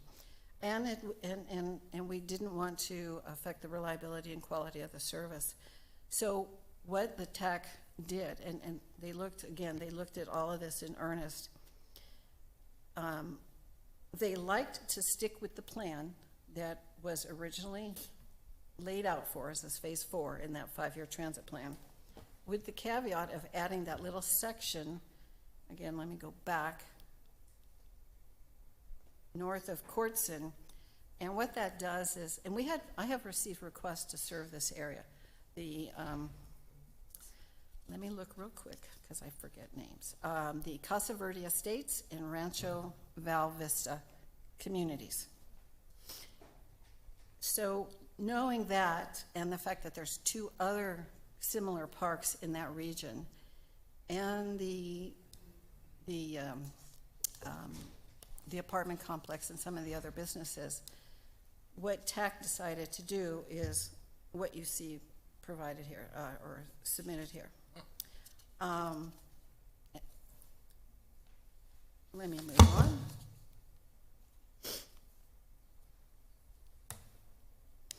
So the other big question is the CARES Act, how all this is funded. When the city received a little over $2.5 million CARES Act fund, which was transit money without any local match requirement, we knew that we had 2 to 2.5 years. And as it turns out, we're going to hit that 2.5-year mark in March of this year, March of 2026. And then we will go back to our formula funding. And that's where the local share of costs or local funds are going to be required. So what I'm depicting here, and this is, I anticipated that you were going to have these questions, so this is why we're going to be looking at this time. In this little table, we can see we have the data for July through November of this fiscal year. But let me explain this to you very quickly. At the very top in the green, there's 2 columns. One says remaining grant funding, and then it says federal share of costs at 100%. So at the beginning of this fiscal year, we had $785 and $217 in our CARES Act funds. In July, service ran a $75,905. You can see in the column to the right of that where our remaining grant balance has been deducted by that $75,000. So when we got to the end of November, we have not seen the December bill yet. We had a $422,805 remaining balance. And CARES Act is paying 100% of the charges that are our monthly operating charges, okay? Now let's look into the future. Beginning with December through June, the end of this year. There's probably a little more data in here than you need. But if we follow this same reasoning, when we get over to, in the green now, you can see we started in December after we, with 344,256. But once we get to March, we only have a remaining balance of 67,738. So in the month of March of 26, we will use up the final amount of our CARES Act funds, and then to the right of that, then we begin using our allocation of our Section 5307 formula. And what the formula grant does, it covers 50% of the operating costs, which is the bus on the road, you know, doing all that stuff, paying for the drivers, fuel. And again, that's a 50-50 split. And from March through the end of the fiscal year, we know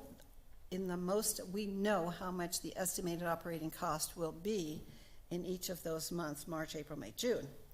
And then if we extend, so 94,598 in March, and it's all around the $94,000 to $90,000 range. And that's because there's so many days operating a month, and we know what the hourly cost is, so we can project how much we expect to be charged. We have never actually been charged the full possible hours because that's sometimes we just don't operate if there's no passenger need. So we've never hit that maximum, but this is the worst case. If you look again to the right, in the green area, you can see that with regard to our operational costs, it will run $153,509. That's the city's local funds, local share. And that's for the balance of this fiscal year. Okay. In next fiscal year, and we're working on the budget now, but based on these numbers, and again, we know what hours and days and what to expect in the next fiscal year, beginning in July, that it'll run, our operational costs will run about $47,000 a month. And another thing that I wanted to mention is the VSHR, the 5th column, that's the vehicle service hourly rate. Once we go from 3 vehicles to 4, the 4th, the hourly rate drops from $83.92 to $75.80. So I just wanted to explain what you're looking at on this page.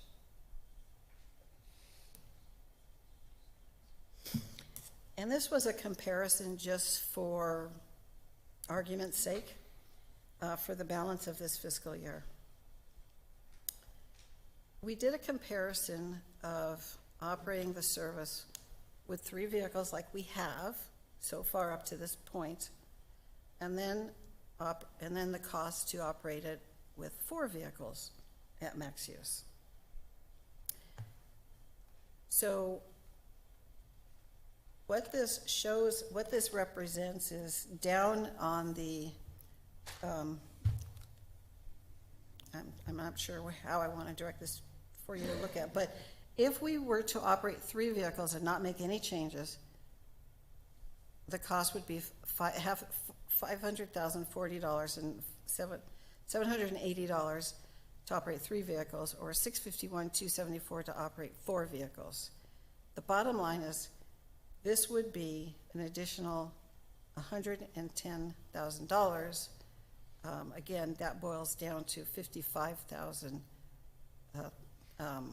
in addition, the local cost that we would be paying out of pocket. So this was a comparison of 3 to 4 vehicles, and just as an option. Oh. So that was bonus fiscal data provided to you. I just want to go back to the point that this has been a very successful service. As you know, we've provided nearly 80,000 trips in a little over 2 years' time. We are probably providing, we probably have about, I would say 20,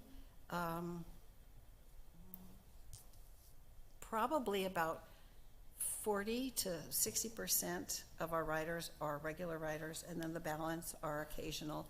And each month we still do have new riders that haven't ridden with us before. So we're still growing and expanding in that area. With that, I wondered if you have any questions? Thank you, Deb. Hey, any questions, comments? Sure, Bob. Does the cost of going from 3 vehicles to 4 vehicles, does that include hiring an additional driver? Yes, the cost of the drivers' salaries, their training, is included in the vehicle service hour rate. Okay. And actually, we have a 3-year contract with our contractor, RTW out of Salt Lake City. And we have already budgeted this year, the first 3 years worth of budget, and we did plan on seeing a reduction in the vehicle service hour rate, which is typical in the industry. If you're putting more vehicles on the road and it's a more mature service, some of those costs actually go down. So that rate, yes, the drivers are included in that rate. Okay. In the addition of the drivers. Thank you. Yes, thank you. Thank you. I just wanted to say, first of all, we do appreciate all the work that you all have done behind the scenes, and especially with adding this piece. I knew from the beginning that this was gonna, people north side's gonna be like, we need this transit, right? And you're including now the post office. Yes. With this one. Yes. And from the area where I live at, I have a lot of them are asking for transit service. And so, and with us moving this way, this is gonna be great for our city. I love the vehicles. The vehicles are very nice, you know, and just appreciate all that you're all doing and the service that you provide for the citizens of Casa Grande. And I just knew we were gonna be going north. I knew it. Yep. And so, and we're gonna be planning for some other things too down the road probably as well. We have 2 more phases to go, remember? Right, yeah. Question? Sure. I just want to say thanks to our Transit Advisory Committee too, done a lot of work, and I know Mike's here, he started from the get-go on it. So thank you. And, but what was our projected ridership, do you remember, when we first started? Because I think it was pretty low comparatively. It really was. I think I remember telling y'all that I would be very happy if we hit 20,000 in our first year. and we far exceeded that. We haven't, we're finding kind of a common or level area, a sweet spot of our ridership and what people are doing. I didn't provide a heat map, but I can at some point in the future. But there's a lot of commonality. There's a lot of people doing the same thing. And, you know, I have to advocate for the service and just say, you know, how are these trips being provided before? You know, how are people getting to jobs or to training or to do the things they need to do, medical appointments? They're adding to the city sales tax. You know, I mean, there's some positives that come with this. Thanks. That's good. Questions, comments? Just a quick question. How long is the lifespan of those vehicles? Oh, that's a good question. We have 5 vehicles, and they're all different. So it's based on the vehicle type, and our larger vehicles have a 14-year life. Well, it's 14 years or X amount of miles. The smaller vehicles are 2 minivans. They're going to have a shorter lifespan of 7 years or X amount of miles, which is about 160,000 miles versus 250,000 miles. Okay. We have a vehicle that's already exceeded its useful life, but you know what? It's actually still useful, and we're using it. So we do not,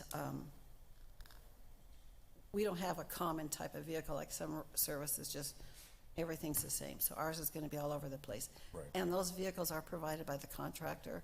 That they purchased a new vehicle for this expansion, and that did not, that was built into the cost that they're charging us. Okay. Perfect. Thank you. No, well, thank you, Deb, and thank you for the update. Again, it's exciting to see where we've come with this. Of course, Mike, you know, I was on that committee with you years and years ago, so it is exciting to see. No surprise that the ridership is growing and the expansion is necessary. But, you know, I know when we talked about expanding, data was really important on, you know, where we were going to expand, when we were going to expand, and to make sure it was successful. But all your planning and executing against everything, it has brought us to the success of the program. So that data is important, you know, as we evaluate all this, and it looks like those numbers definitely justify the expansion. So in the end, you said it's going to go to the 4th vehicle. It's about $55,000 annually. Is that for next year, or is that for this year, the remaining? In the next fiscal year. In the next fiscal year. For the balance of this year, we're looking at about $153,000 in local funds. In local funds, okay. My screen just went blank, so I Okay, so where did I get the 55,000 per year? It's about 47,000 per month it'll run. Okay, in next got it. fiscal year. Thank you. Month, Thank you. okay. Yeah, here it is. Is this it? Yeah. Was that the difference between having 3 vehicles Three- versus 3 or 4? 4, yes, 3 versus 4, correct. That's with the 4th. Yes, fourth to have the vehicle, 4th. yeah. Okay. Okay, yeah, there it is, right there. Because we get the match on there, right? Okay. Okay, well, I mean, it's great to finally use some of these monies. For years, we weren't utilizing the funds, the resources that we had access to, right? So it is good to have this. But, okay, any other questions, comments? Okay. So it looks like what are we? It's a resolution. Yeah, the resolution number. So we'll go ahead and move forward with the resolution number, please. Resolution number 5372.2, a resolution of the Council of the City of Casa Grande, Arizona, amending resolution number 5372.1 to expand the service area for the CG Link Transit Service and authorizing the execution of documents by the city manager. Mayor Fitzgibbons, I move that we approve resolution number 5372.2 as presented. Second. Okay, there's been a motion and a second. Is there any further discussion? Okay, if we can get a roll call vote, please. Councilmember Romo? Yes. Councilmember Dugan? Yes. Councilmember Edwards? Yes. Councilmember Huddleston? Yes. Councilmember Herman? Yes. Mayor Pro Tem Dillon? Yes. Mayor Fitzgibbons? Yes. Motion carries. Thank you. Thank you, Deb, and great job. Congratulations on moving that forward, too. So exciting. Okay, next item, K3. Yes, Madam Mayor. Item K3 is a motion to authorize the city manager to negotiate an effluent purchase agreement for up to 1,300 acre feet per year of direct delivery effluent with Cactus 110 LLC, provided that the infrastructure delivery system shall be the sole expense of Cactus 110, and with any agreement subject to review and approval by the mayor and council. And I thought I would give, I know the mayor and council is very familiar with the project, the copper mining project, but I'd like to give a bit of a history for those that may be watching for the first time, and ultimately incorporate some of the effluent goals and objectives that we've had as a city as we consider this particular motion. In 2019, the Asarco copper mine, which was known in our community as the Sacatone mine, and was operated in the 70s and 80s, was originally acquired by Elam Mining. It is currently being redeveloped by Arizona Sonoran Copper Company, with its subsidiary Cactus 110 LLC holding the land and mineral rights. The intention of the company was to study the areas and establish a development plan to reopen the mine for operation. Through various evaluations and studies during this period, it has been determined that the Cactus Mine project contains a significant copper resource and should advance towards commercial mining using a variety of mining options to produce the copper cathodes.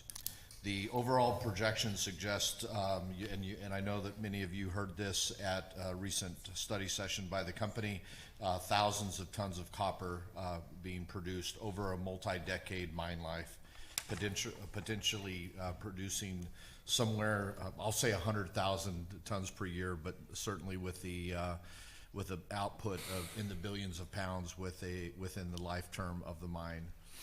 The project for Casa Grande is a bit unique in that the copper, at the current open pit, as well as various land holdings that are currently around the mining operation, are within Pinal County. The company has also acquired various land holdings that are within the incorporated city limits. For those within the incorporated city limits, past councils have approved the land entitlements for their mining operations to expand. An economic impact analysis has been conducted by the company, which has determined that their project would generate hundreds of direct jobs during operations and indirect jobs through local economic activity.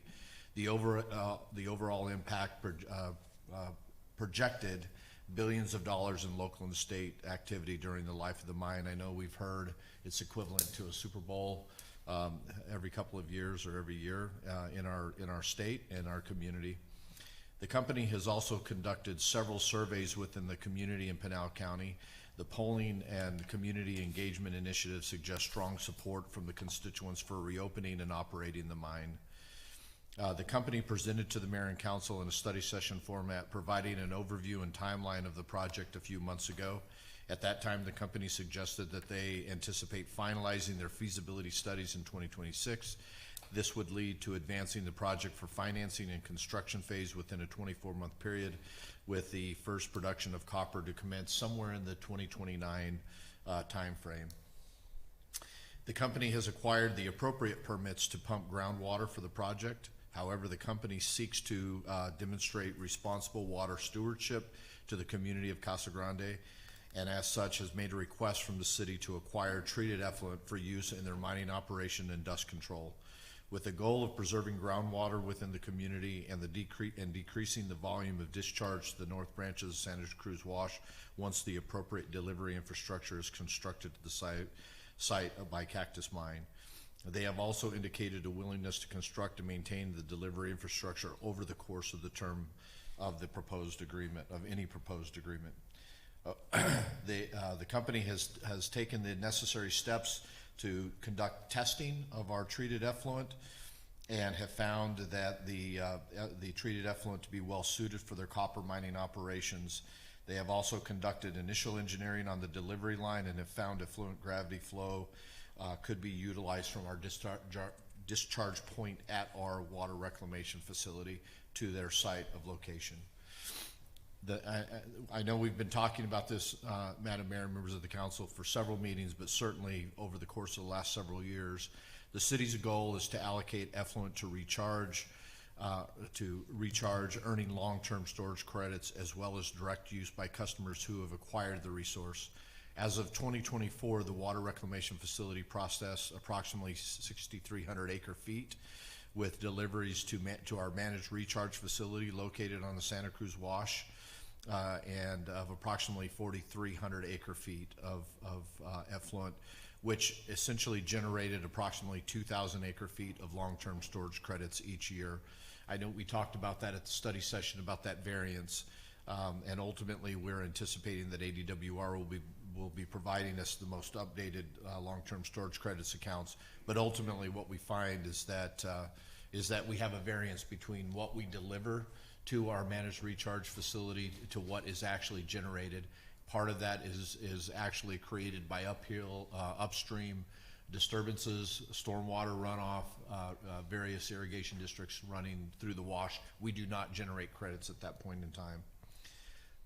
In fact, as of 2024, we calculated that unearned amount of effluent to be roughly 1,350 acre feet of effluent that we essentially ran down the wash but had no credit either through recharge or reuse.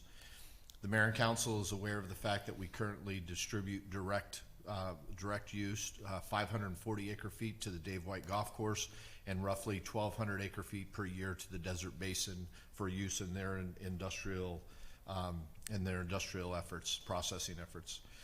Staff believes that entering into an effluent purchase agreement with Cactus 110 would allow the city to ensure beneficial reuse of the effluent, reduce the mine's reliance on groundwater, and still give the city flexibility with the remaining effluent resources. And again, I know that we're still in a bit of study phase of that, but essentially, at least from our chair, the goal is that we maximize the recharge into long-term storage credits, and we direct deliver the effluent so that we essentially are not losing any type of credit or any type of value for those particular for that particular treated effluent.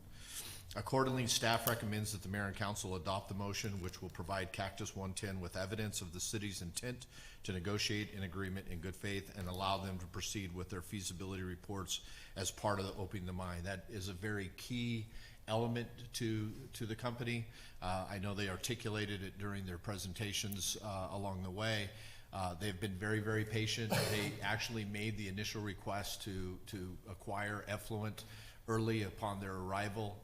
As the Mayor and Council is aware, we were actually processing a application for a designation of assured water supply.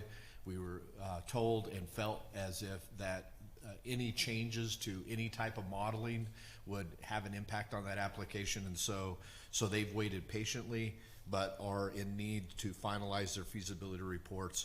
As such, the motion is made and recommended as suggested to give them a bit of comfort in knowing that we are still looking to best maximize our effluent and to actually limit the pumping of groundwater out of our aquifers. And so, with that, Madam Mayor, I'll stand for any questions.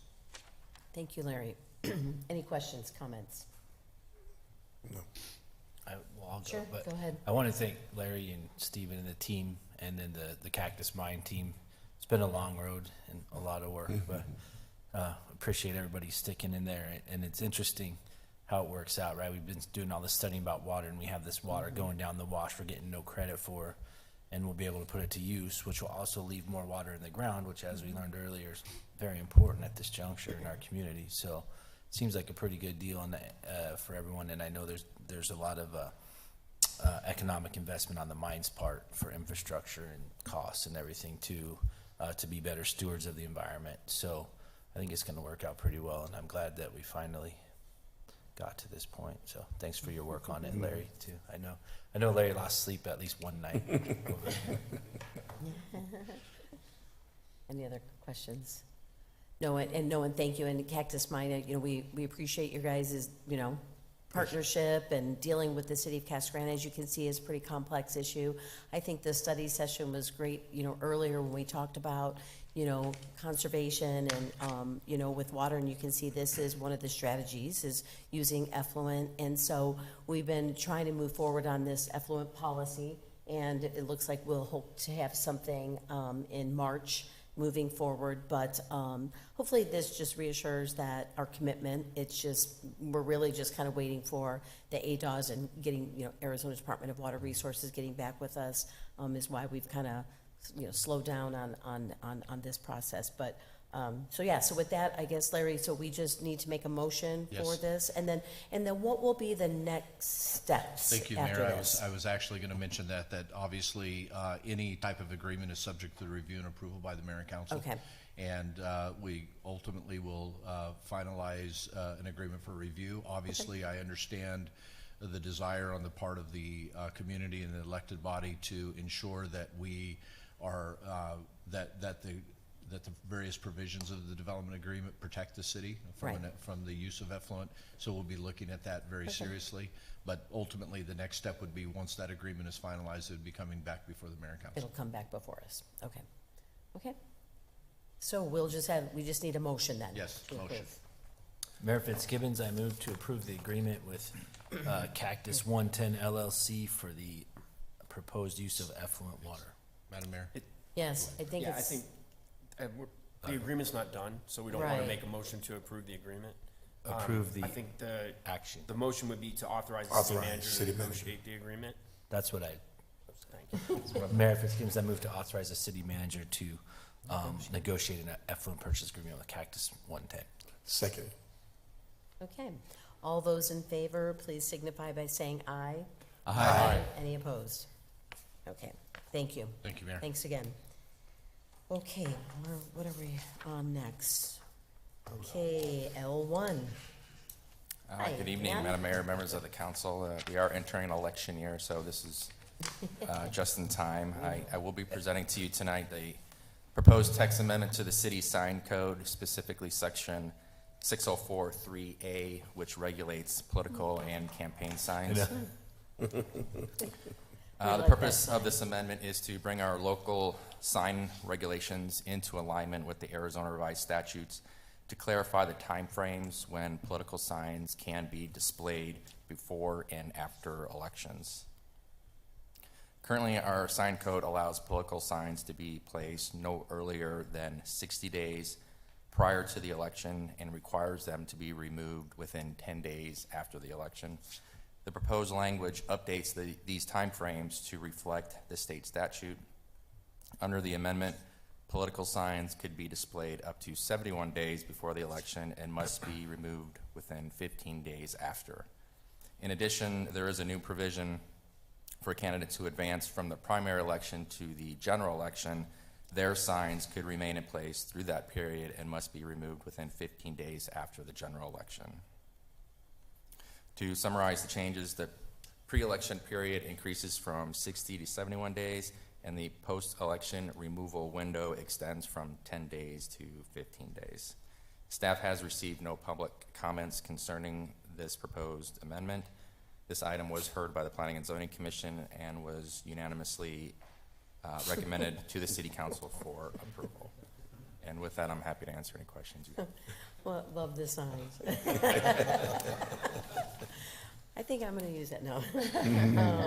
Okay, no, thank you. Appreciate it. Any questions, comments? No, I'm glad obviously we needed to do this, but the only thing I mentioned to Larry earlier, Adriana, was to make sure that those people that pulled packets, that you might have the old information in, to make sure that we're sharing that with any candidate that we've given the old dates. Yeah.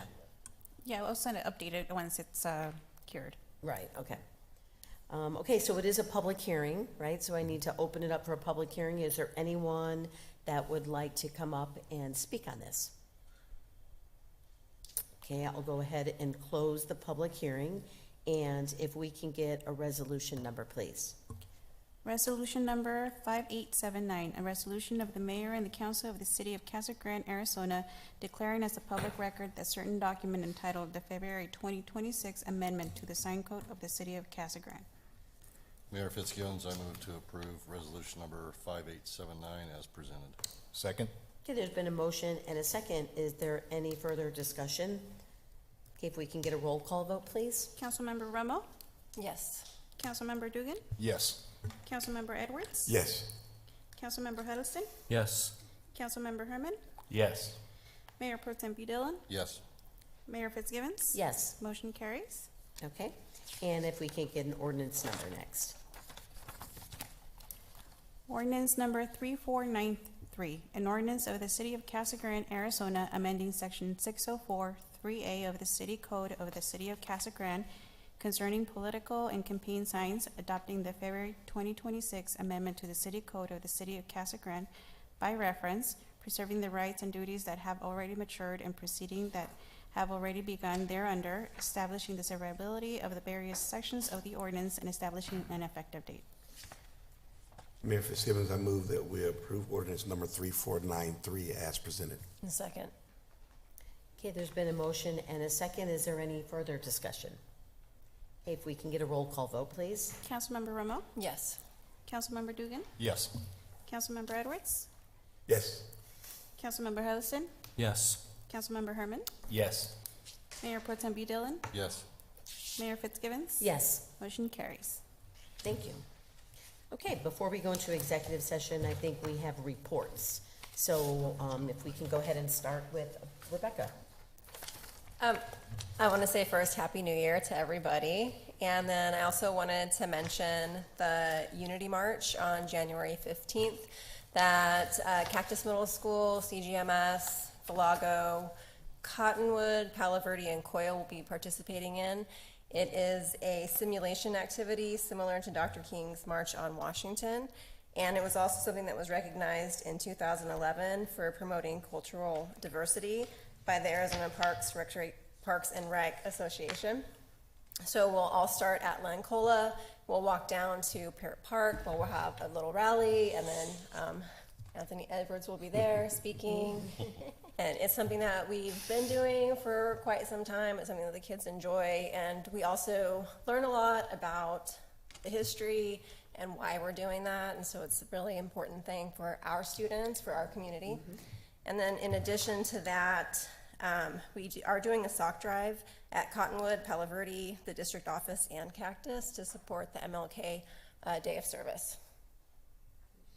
What time is the Unity March?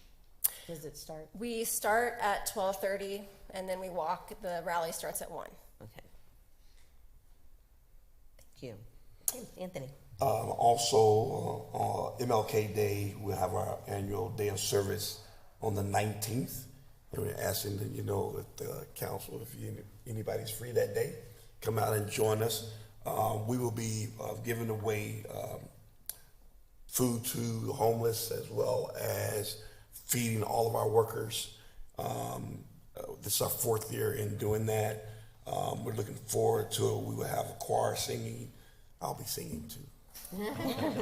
And also we'll be, of course, serving the food to all of our workers. The serving of the food that will be given away will start at 9 a.m. And then the service itself will go about 30 minutes, and that starts at 10. And so about 10:35, then we'll be sending all of our workers out. They'll be cleaning up in the area, different areas throughout CG. And then they'll be coming back, and we'll feed them. And then we'll call it a day, but that will be our day of service. And just want to say that our youth come out in big support of this. Our youth commission will be there. All the high school football teams will be there. Rotary, a lot of youth, about 400 will be there. And so just wanted to make mention of that on the 19th of January. Also, I wanted to make mention, I know Councilman Huddleston already mentioned about Judge Ellsworth, a good friend of mine as well. We also lost Alan Church, principal here at Casa Grande Union High. I think he was also at junior high too, as well. And so his funeral will be this coming Saturday at the Presbyterian Church, and I believe that starts at 11 a.m. I just wanted to make mention of that as well, as we pray for the Ellsworth family and the church family. Thank you. Okay, Matt. Thank you. Also, on January 17th is the Downtown Street Fair annual car show, vendor booths, shows, bands, music, all kinds of stuff. So go down there all day on Saturday and then continue on to Sunday. But the car show is on Saturday, and that's a huge one. So see everybody there. Be beautiful weather.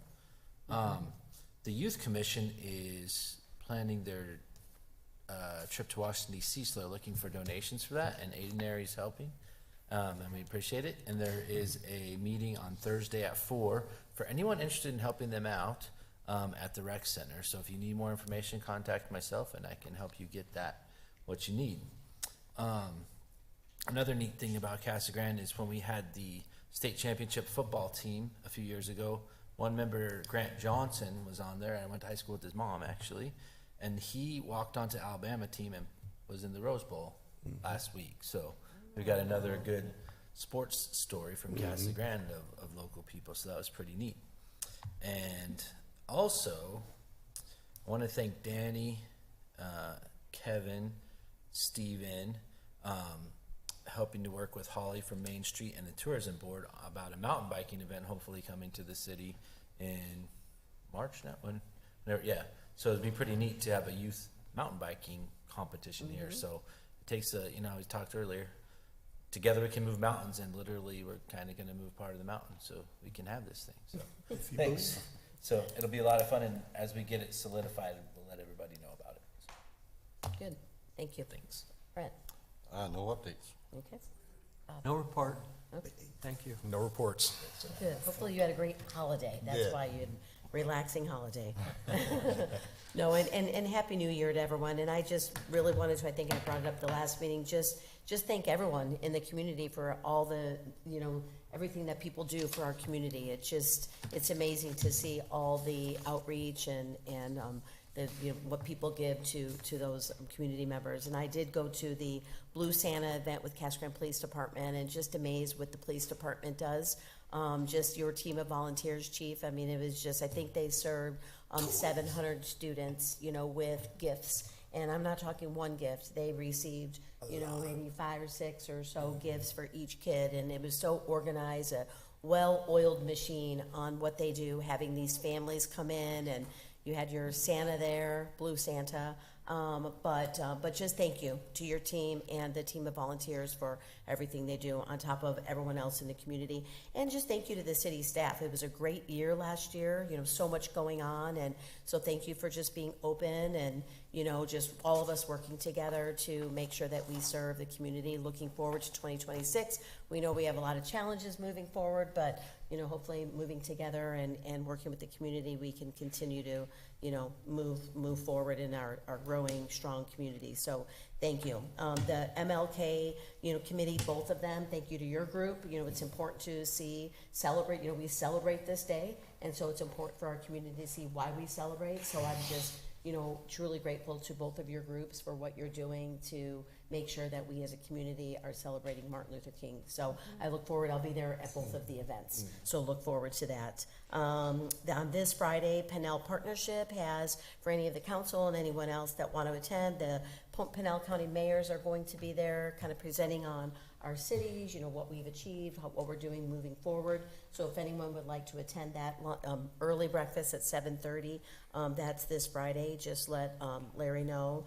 And as the legislative session is getting closer to starting, I know one of our goals and objectives is to make sure that we're on top of, what's happening there. We met with Senator or Representative Martinez and Lopez, and next week I think it is, we're going to be meeting with Senator Shope again to discuss, some issues on, what's going to happen in the legislature and what we're looking for. So we'll be meeting with them. Thank you to Rob. Rob is kind of been coordinating some of the activities with our legislators for this new session coming up. So look forward to that. And so if there's anything you guys want to talk about, I know we've talked about some of the issues when it comes to transportation, local control, housing, things like that is what we'll continue to talk about with our legislature. But let me know if there's anything else. And lastly is the Chamber Award dinner is January 23rd, and wanted to congratulate Matt Herman will be recognized for Community Service Award. Very well deserved, so congratulations, Matt, on that. So if anyone would like to attend, that dinner is January 23rd. So again, I think that's it with me, and we'll go ahead and move forward into executive session if we can get a motion to go into executive So session. moved. Second. Okay, all those in favor, please signify by saying aye. Aye. Any opposed? Okay, go into executive. Yep. Okay.